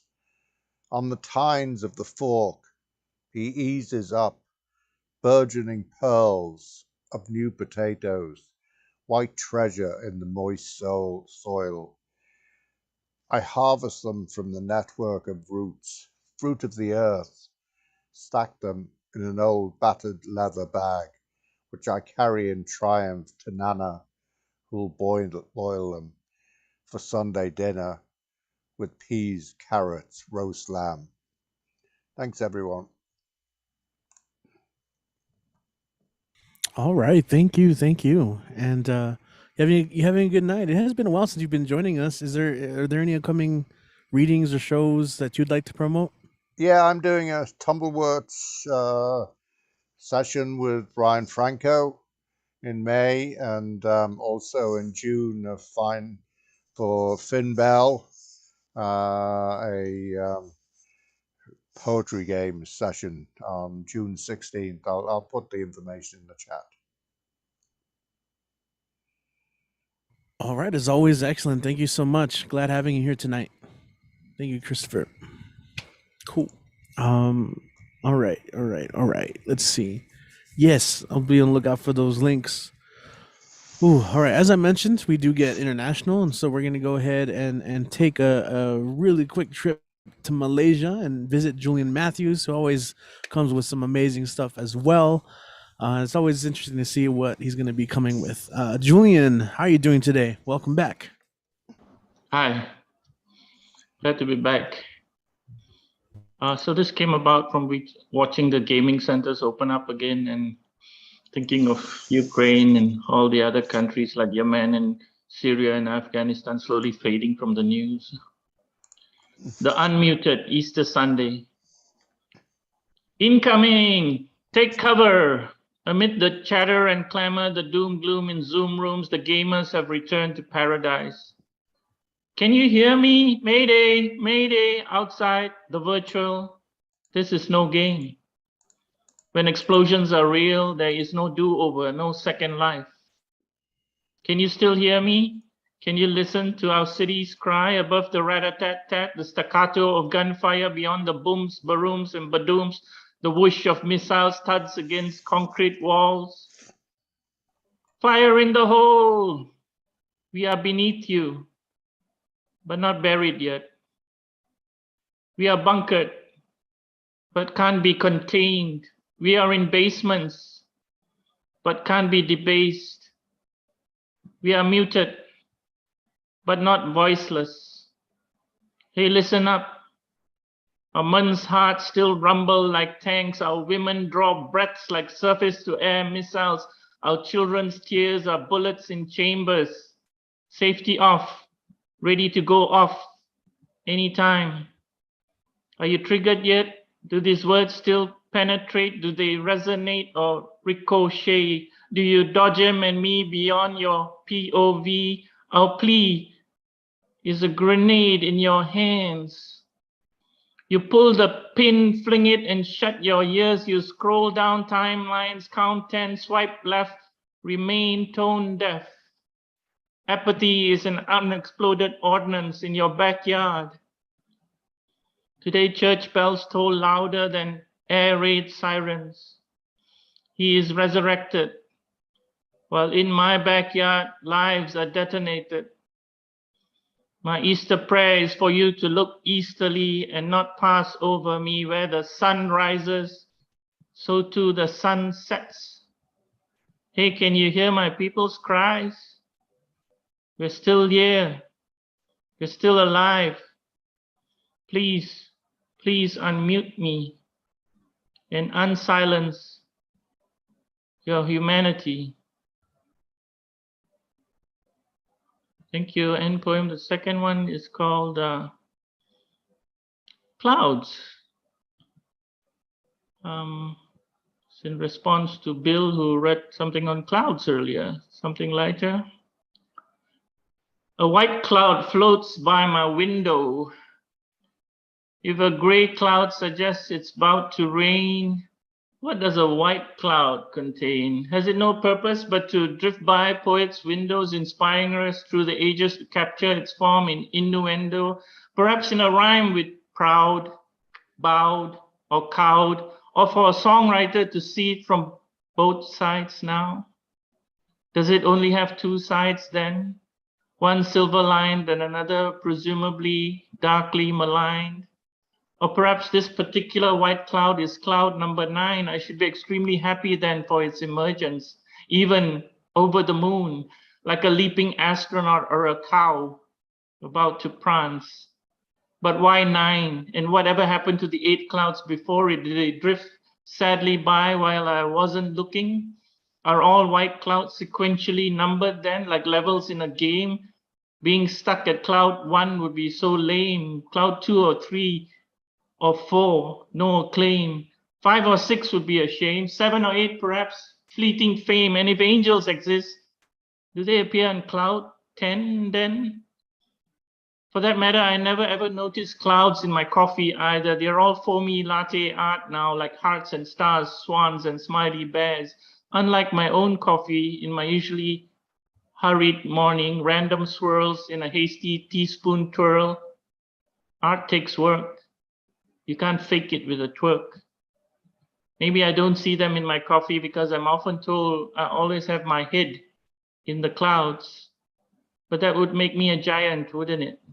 A clumsy, blind giant towering over a wasteland, perhaps standing on the shoulders of other giants blinded by my own white clouds, but sniffing me out suspiciously from below.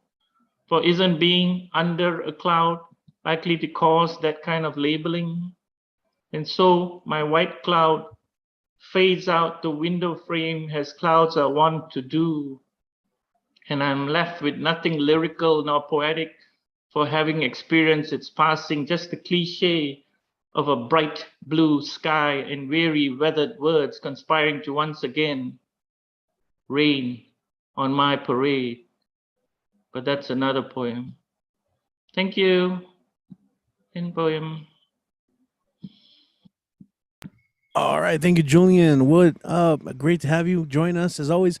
Really quick before you sign off, is there anything you'd like to promote, or at least where we can find you online and your social medias? Ooh, background change. That is a nice background.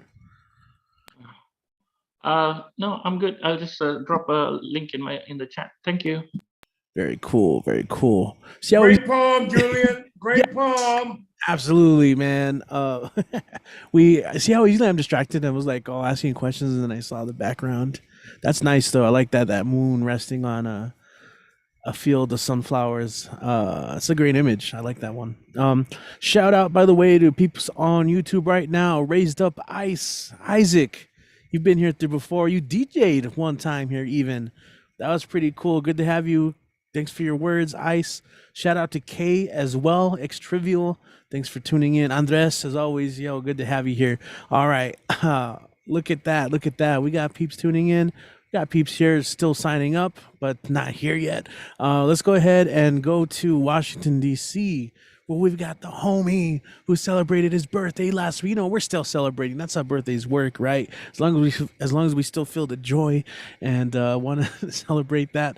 I know he's doing some movie nights now. I'll let you talk about that as you'd like, but we have Mr. Ed Poetastic once again up on the mic. Ed, are you here with us? Yep, I'm here with you. Thank you for making me feel every color but blue. Oh, about that movie night, every second Wednesday of each month, me with Vin Cavalier are going to broadcast a movie night at 8:45 p.m. So if you want to watch a movie, please come. It's for free, so please come with your beer, your juice smoothie, granola, cookies, or brownies, or popcorn. We'll be happy to have you. So anywho, I'm going to come right through. My name is Ed Potastical. Well, I'm sorry, one more. I'm co-hosting with Ron Mark Thompson and Tiffany at the Ray of Sunshine on Friday.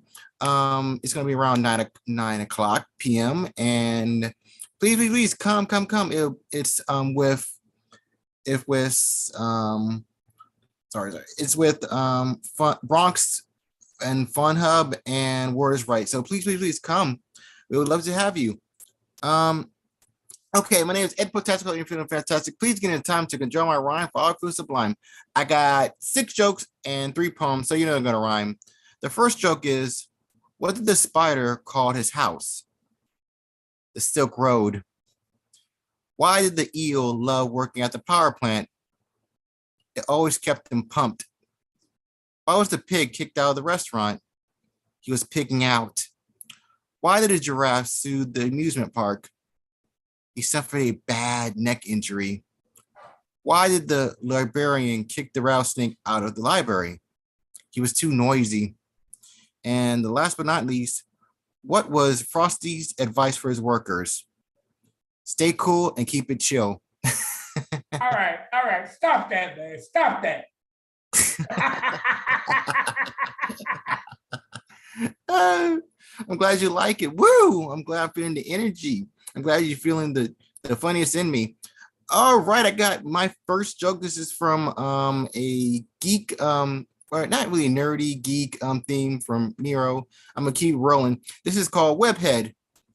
My spider sense is tingling. Danger must be near. It's time to punch culprits, thieves, and villains into tears. A mask woven with wise words of great power comes great responsibility.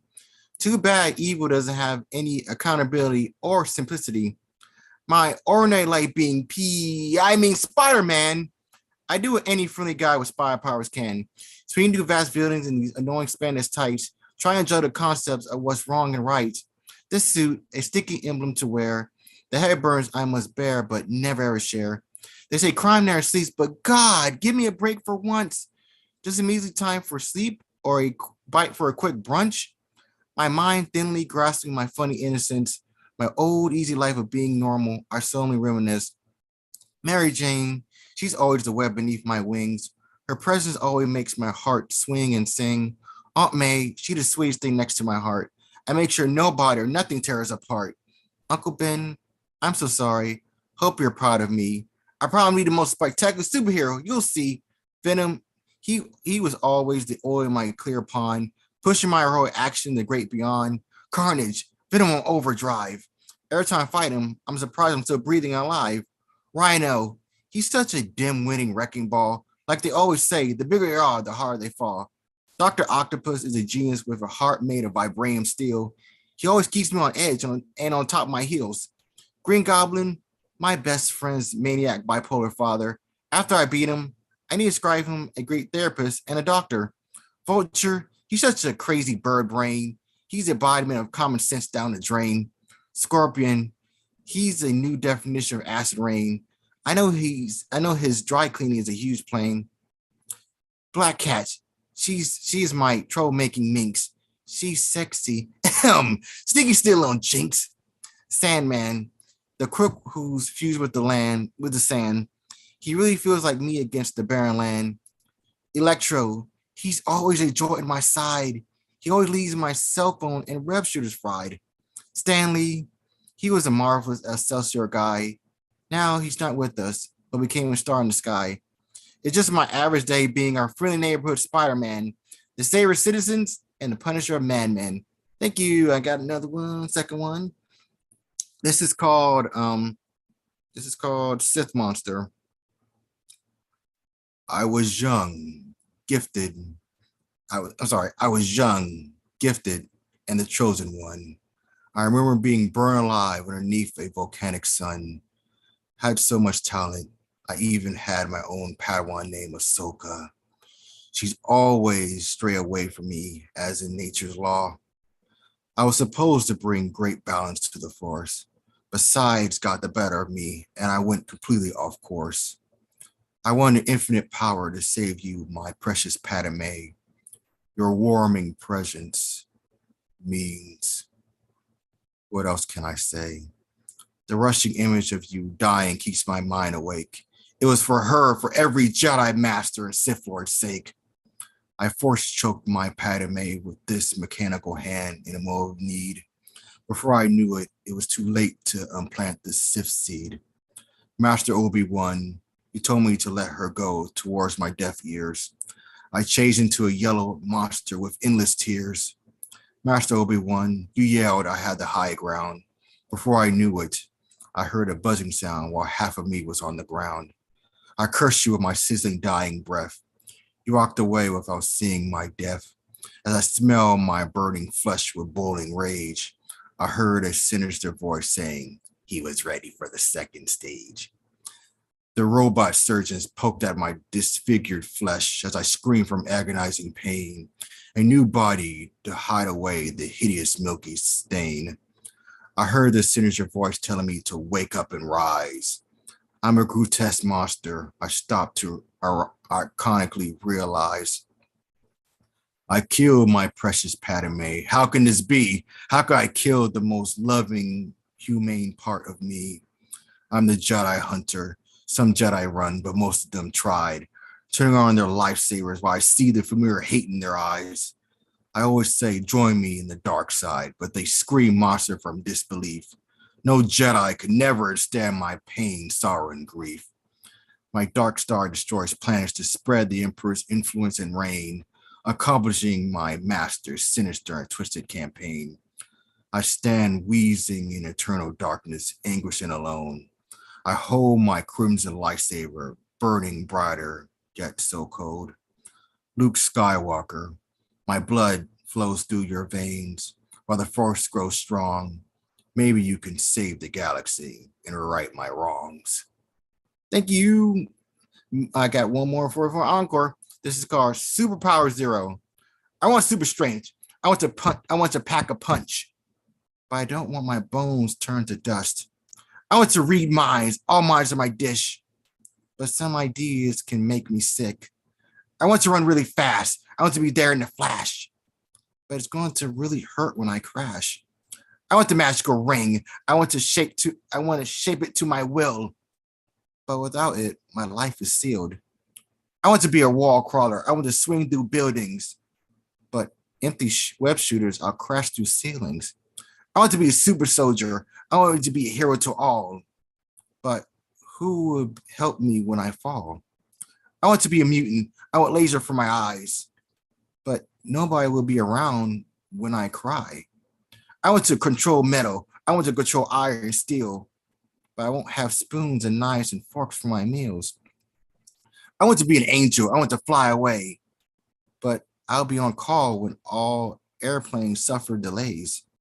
I want to stretch really long. I want big feet and hands, but I will quickly sink into quicksand. I want to be a clawing monster. I want unbreakable claws, but I would be more scared than a shark on Jaws.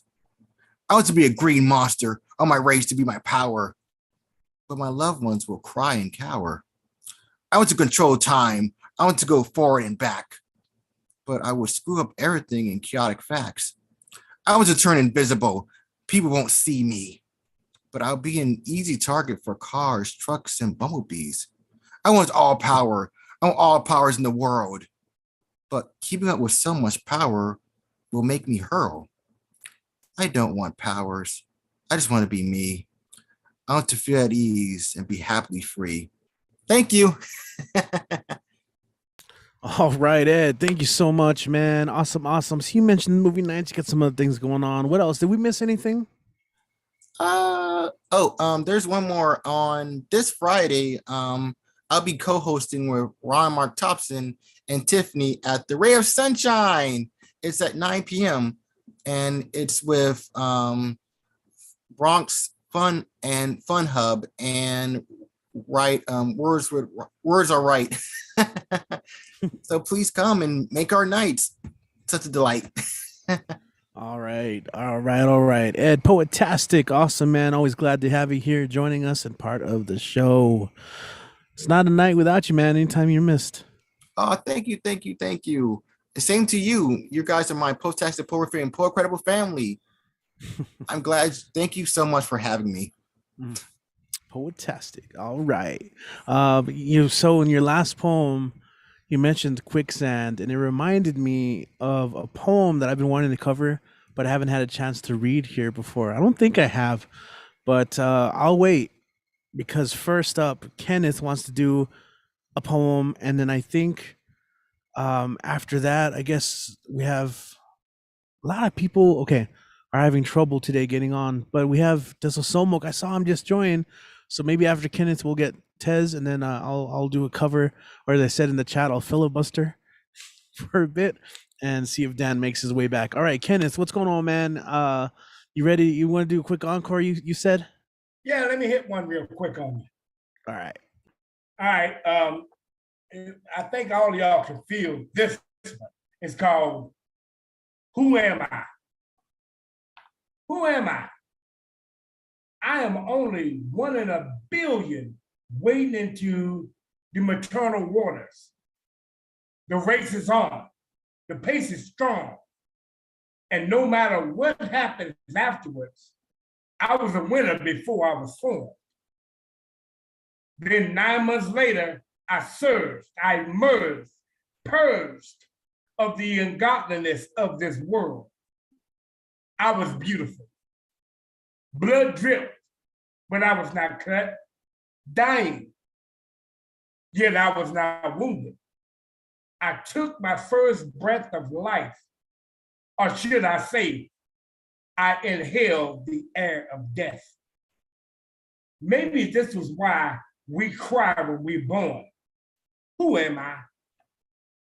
Now, I'm a bow-legged toddler who is taught how to walk and talk, who is taught how to read, write, run, and play, but who is taught unintentionally, some might say, to hate, lie, steal, to kill, and other forms of barbaric behavior.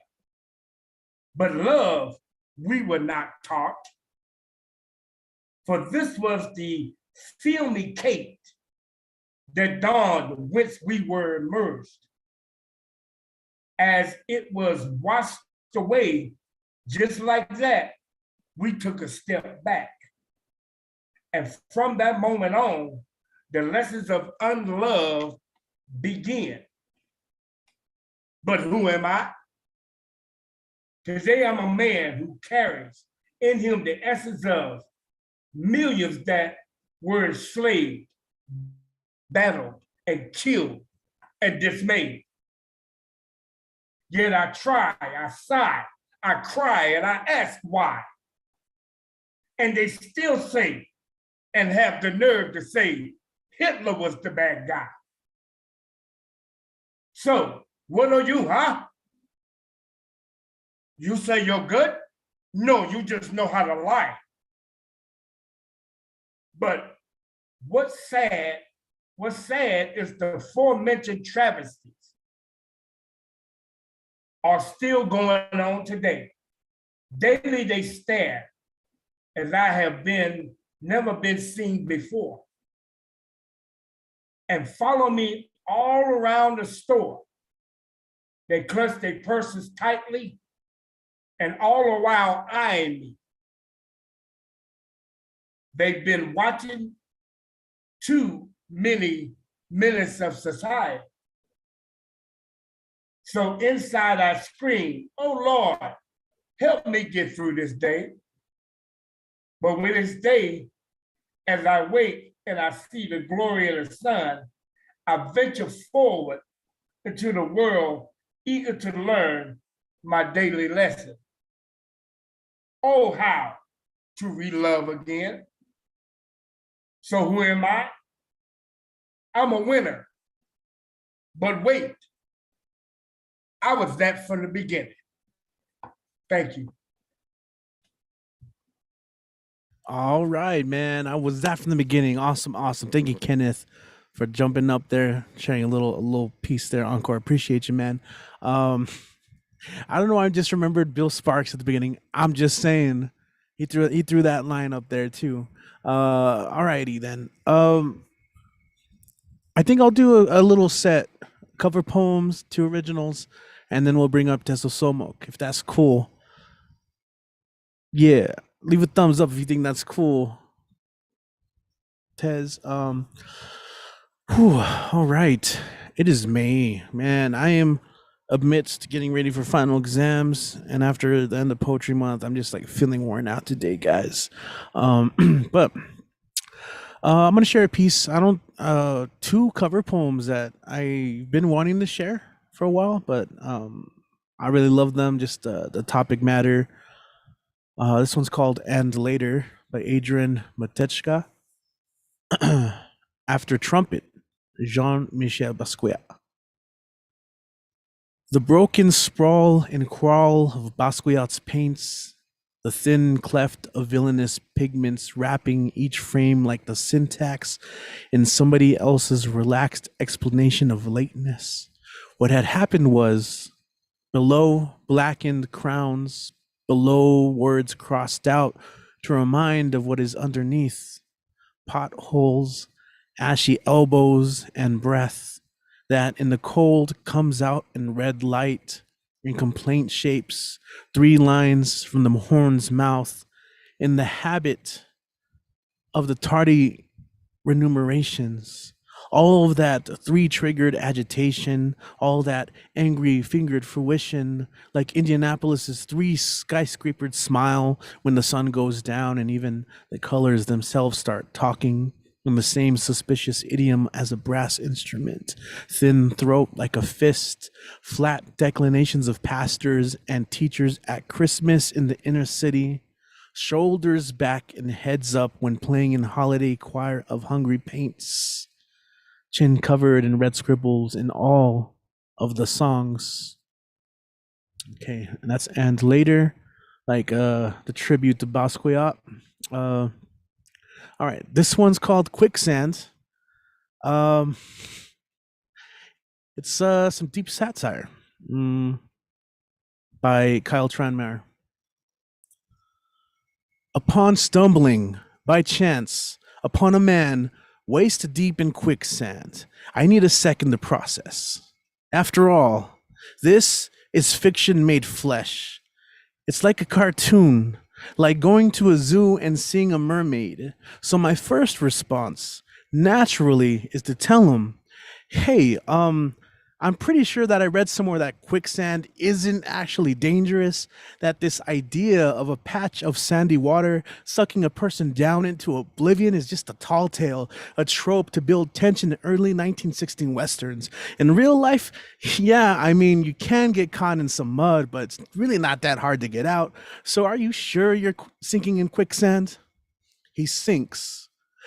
My words don't seem to have any effect. So, being an open-minded progressive individual, I reevaluate. Maybe quicksand is real. So what now? My second response, upon stumbling by chance upon a man chest deep in quicksand, is, before I actually do anything, to make sure that I have the whole picture. I mean, what was this guy doing out here in the jungle all alone? Did he step into that quicksand on purpose? Was he asking for it? Does he have a criminal record? Maybe I should wait until all the facts come in. He sinks. And again, being an open-minded progressive individual, I decide to give him the benefit of the doubt, at least for now. I want to help. So my third response, upon stumbling by chance upon a man neck deep in quicksand, is obviously to recite a poem, to throw some spirit energy his way, to describe out loud just how heavy my heart is. I take a piece of paper out of my backpack, and with a pen I write, quicksand is bad, and I am an ally to those who fall in it. I pin that piece of paper to my chest. I take out my phone and I tweet, when are we going to wake up? #quicksand. He sinks. And being an open-minded progressive individual, I decide that this isn't enough, that we as a society need to address the root causes of people sinking in quicksand. So my fourth response, upon stumbling by chance upon a man forehead deep in quicksand, is to take a moment to acknowledge my privilege. As someone who is not sinking in quicksand, I vow to take a class, to be more mindful of how I navigate the world. he sinks. And being an open-minded, progressive individual, I decide that the time for words has passed. Now is the time for action. So my fifth response upon stumbling by chance upon a man disappeared into quicksand is we can't allow ourselves to forget what happened here. I know that we need to do something, to put up a sign, to educate people, to build a bridge over this patch of quicksand. I don't have any wood. I just have this backpack full of paper and pens and rope. What can a person do? I imagine my lungs filling with mud, black earth, brown water. The hike back to my hotel will be full of reflection. I offer my thoughts and prayers. It is the least I can do. Okay. Yeah, that one's kind of fun to perform, to read. That's called Quicksand by Guante, aka Kyle Tranmere. All right. Let me do two of my own and then bring up Tesla Somok. All right. Let me see. I always forget which ones I haven't read in a while. This one is called Kiss of Fire. I remember rooms strewn with strangers, adorned with the weight of wandering eyes, yearning for that chance to linger, to feast on that quiet desperation, to catch another's fish hook, high-wired, kerosene-soaked life preserver of a glance for just a moment. This moment in which we are the only two people in existence, burning hot quasars on the peripheries of something caught in a dance with nothingness. It's a cosmic tango, nebula desk pillars swirling to the melody of cascading trumpet battle cries. It's the ever-expanding pool of the universe seeking to know itself. We are a feather and a bowling ball falling side by side in the vacuum of maybe, perhaps, not today. Count us the everyday explorers of the could-have-beens. In sidewinded sing-alongs, we bring along the song of the long gone and since then rescinded. Call us the heavy-winded. Eternity, living, breathing, dying, and being reborn all over again. Eternity lived out in moments like this. Ojitos, ocular arsenry, in which our eyes meet head-on like high beams in the seclusion of a pre-dawn southwest desert highway, doomed for a head-on collision of you and me. The taste of a cotton candy sunrise and the sizzle of a new day. All right, that's... What's it called again? I already forgot. Kiss of Fire. All right, last one. Handing over the ropes. All right, yeah. This one is called Beautiful Dreamer, and it's just meant to be a wild flurry of spontaneous words played with percussion. I usually perform this one with my friend Chris. Frenzy and Fury. 4 a.m., intoxicated buzz of frenzy and fury, spray paint coats the air of this bohemian underbelly, bridged between star and Ekis. Is this it? There are a lot of substances swimming in here. Two-way drunken texts spill out in the shape of smoke signals. Beatbox in my head, hummingbird in my heart. I tried the other stuff, but I tried the coffee spoons, but the other stuff was so much more alluring. Love has very well taught me the actions of fools. See, I'm glued to this chair, but the sky is calling me. I want to serenade the past and caress the rhyme of tomorrow. Chills, recollect, static from the space of in-betweenness, space for peace, at least for lease. Familia, Fleck away from the splatter of fragile hues and dark matter to the clash and clatter of me and you. Guess who? Hopscotch to the scotch on the rocks. Leave your socks at the door. This is the dance floor of your dream skewed familial moon that led to swoons in June to a year-long build-up to a tune of a boom. Then there was you. Fortune and frenzy, flame and fury, turntable turbulence, burn the beat, jump in the jukebox of supreme screen scenes and tactile tectonics. Rock your socks, stomp your feet, cafe con pan melody. Jump in on your jealousy. It's a jigsaw jive to the shindig jig you dig. I'll spread out like dirt. To the hurt of white sand energies, we'll see a new sense of urgency. It is through illuminated glass that the spiraled truth reveals itself. It must be Es muss sein Kandinsky, moon dancer, you firecracker anthem. I nod my head to the beat that echoes in the wake of your footsteps. Heartbeat, lively pulsations of pithy meanderings. Sleepwalker with a tempered glance of steel and roses. Lullaby of the world. It's gonna take a lot more than hope to get us home. A lot more than love to show us pain, to slow us down in the battle of heart versus brain. Our walk is the climb of a reckless dancer. Each step improvised a bit more than the last. Will we still love each other in the end? Even Orpheus looked back. Only the mad ones know what delights or swimming inside that beautiful mind of yours. And we're a slow dance away from trouble. All right, cool. Yeah, I don't know if I don't like that one as much. I got a lot of work to do on it. But anyway, thank you guys for listening, for humoring me. At this point, I think it's time to wait, unless did we get more people who are signed up? Anyway, I think we can go ahead and bring up Mr. Tesosomok. We missed him last week. But as always, I think it's time for another class to be in session. We got some poetry, we got some music coming up. How's it going? Good, Richie. So you shouldn't downplay your artistic abilities. You definitely, I'm glad you're putting more out of your stuff. So more of your stuff out.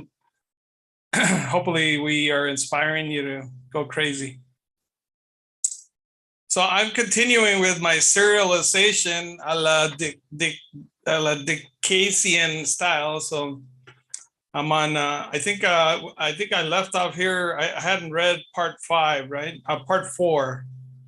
So I read part 3, and then I have part 4 and 5. And I mapped them out on a 6x9 template. And I'm already up to like 88 pages with the Spanish version included. So it's going to be code switch, English and Spanish, and then en español también for my Southern brothers.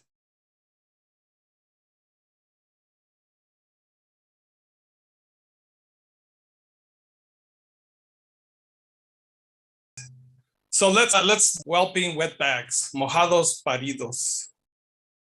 I'm not Octavio Paz, Carlos Fuentes, nor Juan Rulfo. There is no labyrinth of the unborn in Comala. Like all the Mexican ranchos, they're all flesh drained by the deterritorialization of the North, with its need for Mexican flesh. All the newborns are in the migratory ghettos of America. Flesh in carloads, flesh across the sweltering, sweaty, desolate deserts, flesh of manual labor, human sexually trafficked flesh at 10,000 a carcass, semi-trailer cargo containers with sandwich-filled flesh, with the sidewall branding of more than a truckload of flesh, but a truckload of smiles. Mexican flesh, al pastor, refried, asada, cachetes, tripitas, buche, and sauteed brains and onions, and chile de mi árbol. Mexican flesh, burritos, estilo que mechas. When I was little, they used to give me milk from the enfamil bote, but now me lo sacan del garrote. Don't fall for the phenomenological kernel of religion we call alterity as the structuralist being in the world renewed through chaos. Don't be fooled by the literary temporary autonomous zones, the ontological anarchy and the poetic terrorism in land back. There is no conducive creative environment for the inter-transgenerational de-traumatization via taking stock, letting go, nurture or nourish, or rise and shine a la Hakim Bey. The only task is in Puebla donde te entierran el camote. The whelping litter drawn from the feminist philosophy is a criticism of individualist and rationalist perspectives suggests migration and immigration beyond the internal colonial model into contemporary class, gender, and animalization. The colonial ethology was compounded by the complexities of social order based on gender, race, and class differentiation. When El Mexicano prefers class before race and the migratory hierarchy of the color of money, the Pinas Insular, while the Mexicano y tu criollos, tus mestizos, and tu comerindios, the doggerel of the North, the Americano, privileges race before class, preferring the pigmentation of money, perhaps oscillating between the Fitzpatrick and the Bauman pigmentation regimens. But our dogged struggles have always been tied to land, race, territory, something understood beyond the commons as the home range and scented by our biological pollution. Every time I see that Don Lechon, almond dairy drink, Lala Entera, I am reminded of the blistering California Central Valley summers in Delano, where my father's family used up their Mexican flesh, raising almonds for the Paramount Company. So the owner's daughter could be on the commercial doing the quality control with her big blue eyes. Don't be fooled, pendejo, when we've been the beast of burden since the days of Chico Mostoc, embodied in our transgenerational narratives marking geography, culture, history, genetics, migration, tradition, heritage, authenticity. We are the Chichimecs, the dogs of the North, as Rodolfo Acuña puts it in the fact that Chicanos are indigenous to the Southwest. Therefore, if the Anglo-Americanos don't like it, they can go back to from where they came from. With the gringos, we always looking for peace. They want to pipe us to get the gas from us. Nos quieren meter un tubo para sacarnos el gas. So you don't wrinkle. So you don't ruin your green card. Please use our state-of-the-art protective accessory. Please use Mica Mote. Because it's not the same to be a chichimeco versus having mecos on your chichis. And peace. Okay, you want to stop there? Or you want another dose of stick? Oh man, we get a choice. It's up to you guys, man. Do a poll right now. YouTube. What does YouTube think? No, shout out, by the way, we had some new peeps that tuned in. I didn't get to say hi to. Wait, so what's next? What'd you say you had? So I have a part 5, or we could jump to a song. I'll let Kit decide.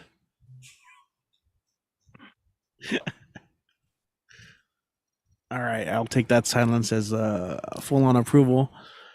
You already have part 5 written? Hell yeah. Yeah. Plus Ready? you keep feeding me. Yeah. Go ahead. All right. So make sure you write down these nuggets so you can refine them into the smooth jazz like they do in LA. You know. I'm not your Chihuahua, part 5, mythic mammals, mamíferos míticos. I'm not Melón Gutierrez, nor Melambes Fierro. If Melón and Melambes wrote Chicano poetry, Melón will hold the paper and Melambes the pencil. The mythic mammal articulates a genuine longing away from the quantum vacuum of alienation. The mythic mammal that evokes desire and manifests a spiritual relationship with the land, the world, and rematriates humanity. The mythic mammal constructs and threads into ghostly apparitions a cultural identity, a self-identity that dissolves into the fog of quotidian life through the colonial machinic assemblies of enslavement via difference and differentiation. Pulling the dogged threads of Mokokoyani, the one that invents themselves, from the mythic mammal of the past. Remember Kilastli kneeling on the volcanic rock Metate, grinding the mammal mythic bones from the underworld of Nikisli, where Quetzalcoatl fell on them and crushed them when startled by the whooping of the Moctezuma quail. Where Kilastli clapped the mammal body from corn and calcified bone meals, upon where Quetzalcoatl bled his penis and consecrated humanity, positing Quetzalcoatl as the old adage that, Papito, your little thing should be called Bill Gates because it's asquerosamente rico. We must yap a self-invention. We must think ourselves a self-definition that differentiates us from the pack. Ladrones, somos out of necessity for naming ourselves. We reclaim and reform an autochthonous androcentric right to name and unname. We break the lateral restraints to span the diachronic chasm between archaic mythic culture, memory, and semi-archetypal social leashes. Large mammals and loud weapons have powerful psychological effect on indigenous population, but after the first encounters, warriors saw that their stone weapons pierced through European armor, horse flesh, and witnessed the inefficiency of single-shot muskets. These cultural advantages dissipated. The genealogy of occupation has been made with unmarked mass burials. The mythic mammals die from disease, draining the reservoir of skills and know-how that sustain their culture. Their mythic memory died with genes and biomass, not all human, across the Atlantic. Our mythic memories only threaten when they become visible. They enunciate self-inscribed and collective agency. The mythic mammal asks, what happens if you cross Dora the Explorer with the Spanish colonizer? The mythic void echoes Matadora. Our scent stems from its symbols, from the culture's experience of the dominant society defined in colonial terms. Our howling is grounded in ritual, both avert, replicative of communal right and its recognition from the present to the primitive past. Reflectionism fails on 4 counts: once, reducing mythic mammals into non-dialectical experiences; twice, decomposing mythic mammal bodies; thrice, limiting mythic mammals to single aspects; and finally, choke chains the signified violent system of repression. The mythic memories reflectionism represents the tyrannical regime of meaning, functioning in the same rationale that race, heritage, tradition, and history. Mythic memory is pitted against the mythic mammal body. The dogs of war want to reinscribe the signifier signified of mythic memory against specific cultural acts of empowerment that mitigate social and political economies. Our scent mark practices focus on rupture implicit on the reinscription of mythic memory. No longer do we need to fight for universality. If Melon and Melambes hunted the plumed serpent, Melon would pluck it and Melambes the serpent. I am your Xolo Escuintli, quasi-shamanistic invocator of agency and will, who ostensibly deploys incantory power, the spade and neutering of mythic memory as ideology distracts from the latent, untapped power to disrupt, something beyond the mythic body. The mythic mammal coalesces masses of mammal bodies doing stuff, lots of work, lots of war, lots of building systems, and sometimes dismantling. The massa celebrates no unitary heroes or heroines. The herd has no heroes. The power of the mythic mammal is their body. The ideology of mythic memory distracts from the mutualistic or communal historical consciousness, kneading masa into mini taco tortillas. If all you got is a tortilla, a sope for the perro, the real power of the many is as many as an organism driven by a singular purpose. And if the only real leverage left available to you is to take up space, that is still leverage. You got more agency as a tortilla than as an American individual. If Melon and Melambes made tortillas, Melon would make memelas and Melambes el sope.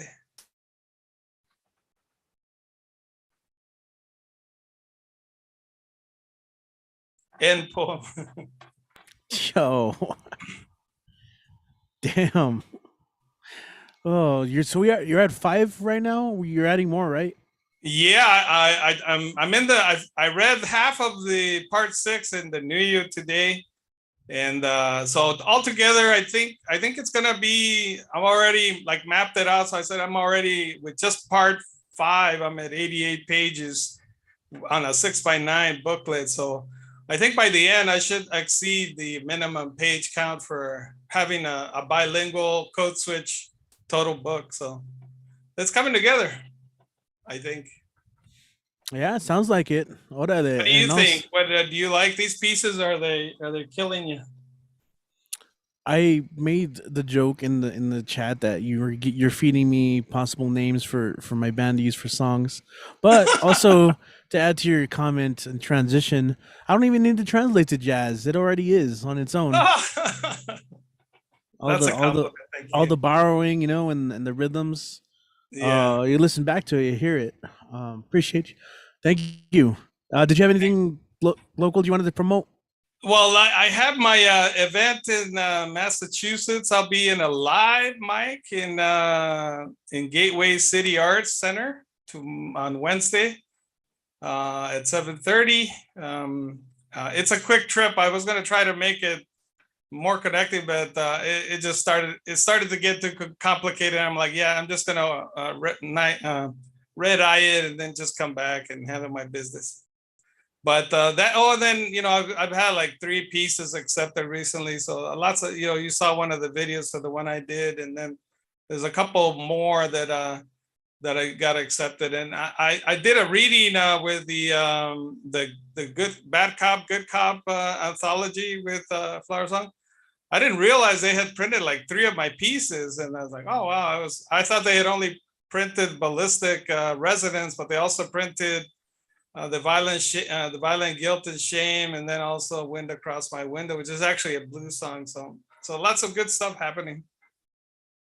That's great news. Awesome. Thank you for sharing that. Yeah, And thank you guys. yeah, we always look forward to celebrating those things. And I saw the book in which you've illustrated a lot of Donna stuff as well. Those look nice. All right, man. And of course, guys, if you're watching and want to be kept up to date, check out Pandemic Poets on Facebook. It's a private group, but I'm sure you can request.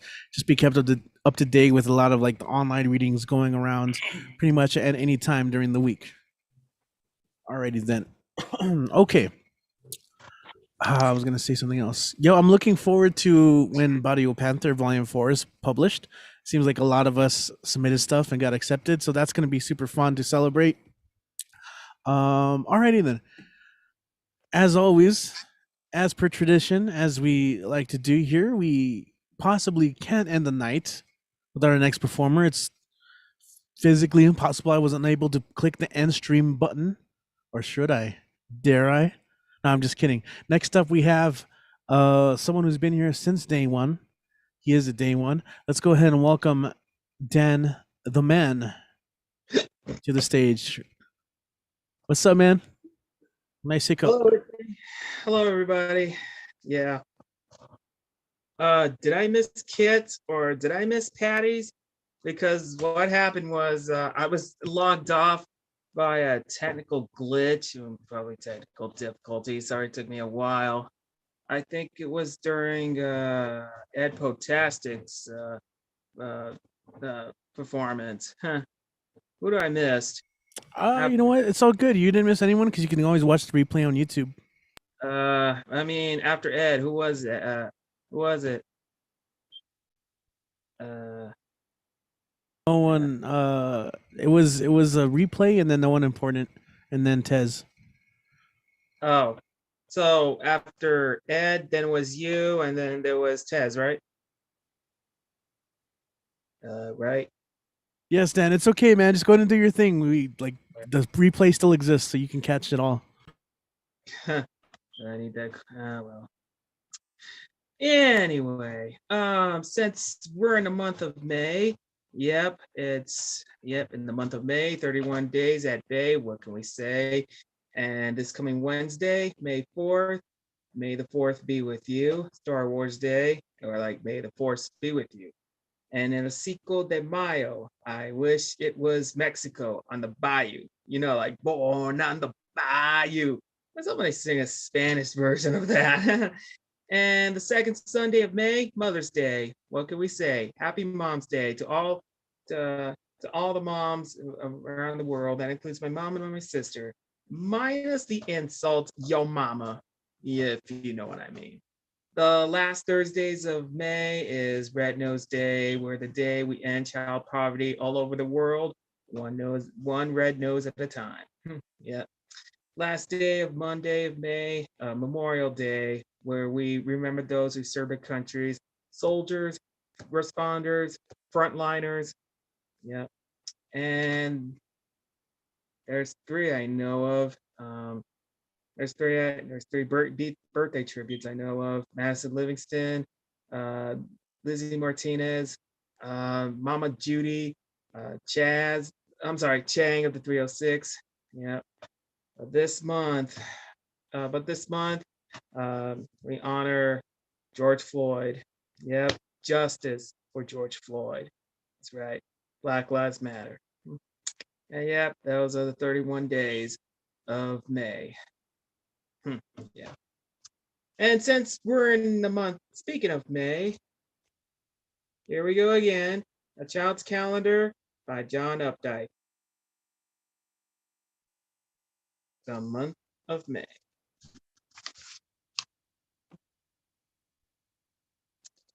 May. Now children may go outdoors without their coats to candy stores, and daddy may get out his hoe to plant tomatoes in a row.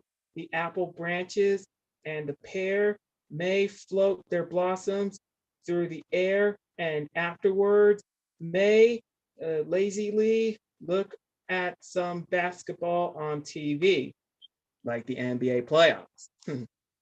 Yeah.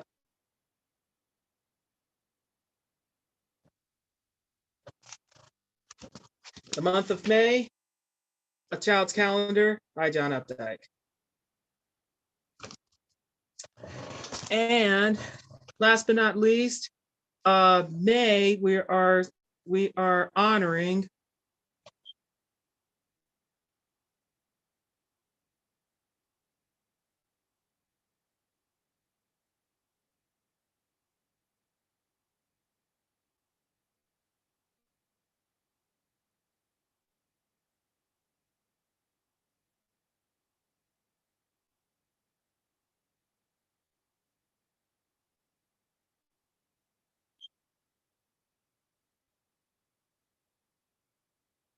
we are celebrating, we are honoring mental health awareness.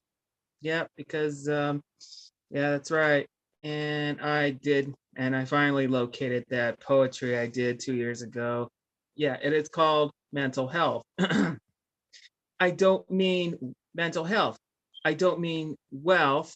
I mean mental health. Some things about condition of a person with the regard of their psychological well-being and their emotional well-being. and relating to the social well-being, mental health. It is not stealth nor commonwealth.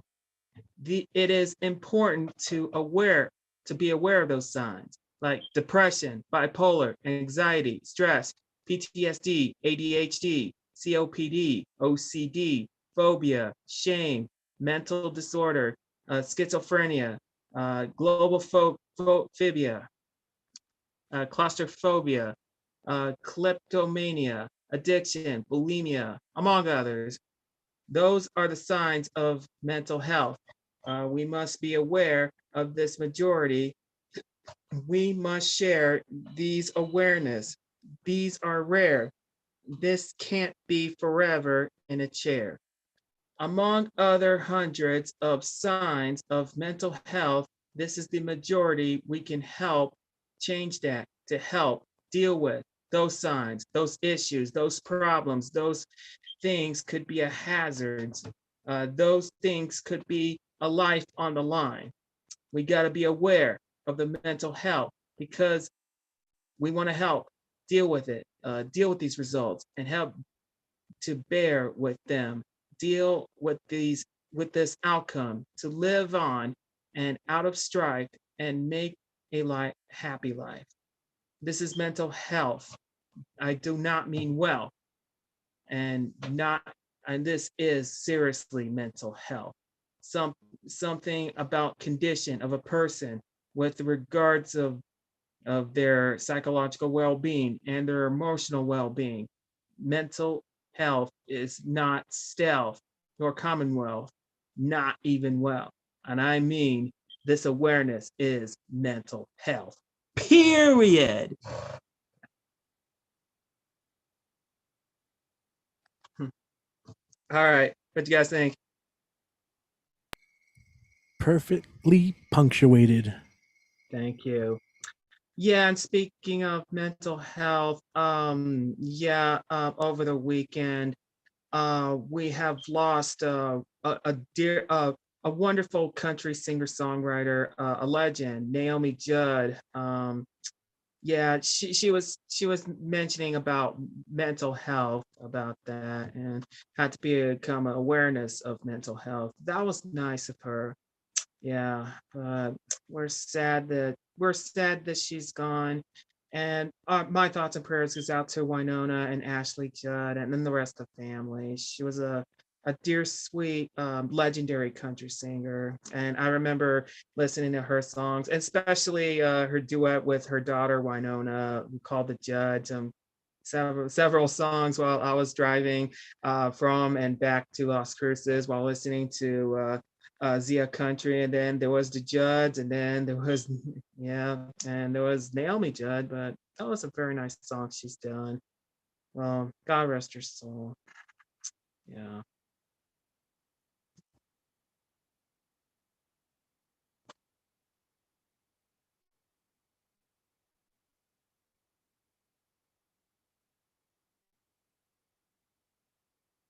All right, here it is. Beat it and weep it. All right, for those of you who are new here, please screenshot this thing. Find me on Twitter and Instagram. I'm behind post on Twitter and especially Facebook as well. I do apologize for the delay, but you can find it on Instagram as well. But most importantly, subscribe to my YouTube channel and just search and title and watch it. Don't forget to subscribe my channel. Okay.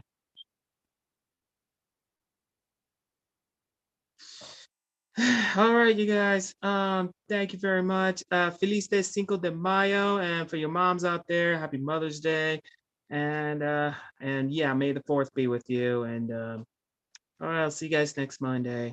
All right, Richie, let's go ahead and call it a night. All right, I appreciate that, Dan the man. Thank you. Dan the man. Yeah. Find some songs of Naomi Judd. Every time. Or the copyright. Judge. No, Dan. No, copyright. Copyright. Yeah. All right, I'm gonna close out. I'm gonna close out the show, Dan. All right, go ahead. Go ahead. Meet you. All right.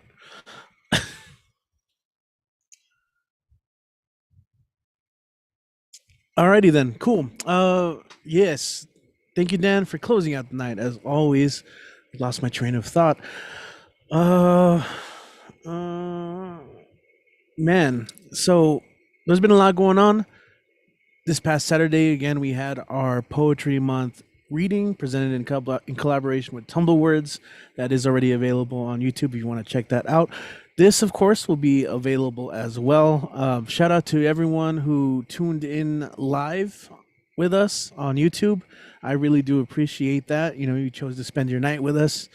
And that means a lot. And of course, all the performers, thank you for coming out, sticking around. I know that it does get late, and this can also be very draining at times because, just like any other art, you know, we're dealing with a lot of emotion and energy. So that's kind of I'm kind of feeling, you know, a little burnt out right now, but I'm feeling good at the night. Sleep very well. As always, we're gonna hang out for a little bit after the stream ends, which will be ending very soon. So just a heads up. But if you guys ever want to join us, you're more than welcome to sign up and read. Again, you can find always the sign up sheet in the description of any video we put out. We put out the video link for the live stream the day before Monday, so you know, Sunday nights. And follow us on social media to be kept up to date with not only online mics, but any in-person mics that we will be having. We're going to have more this month. So if you're in the El Paso area, come through and share some of your work, some of your writing, maybe some of your music, some of your creativity, and just come hang out with us. It's always a fun time. I'm usually there. Yeah, I mean, I'm always there. All right, so for the online mic, shout out once again to all the performers, all the love. It was very nice to see a mix of people we haven't seen in a while, some new faces, and of course, all the awesome regulars that serve as a pillar to these nights. All right, I'm going to shut up now, pass it off to next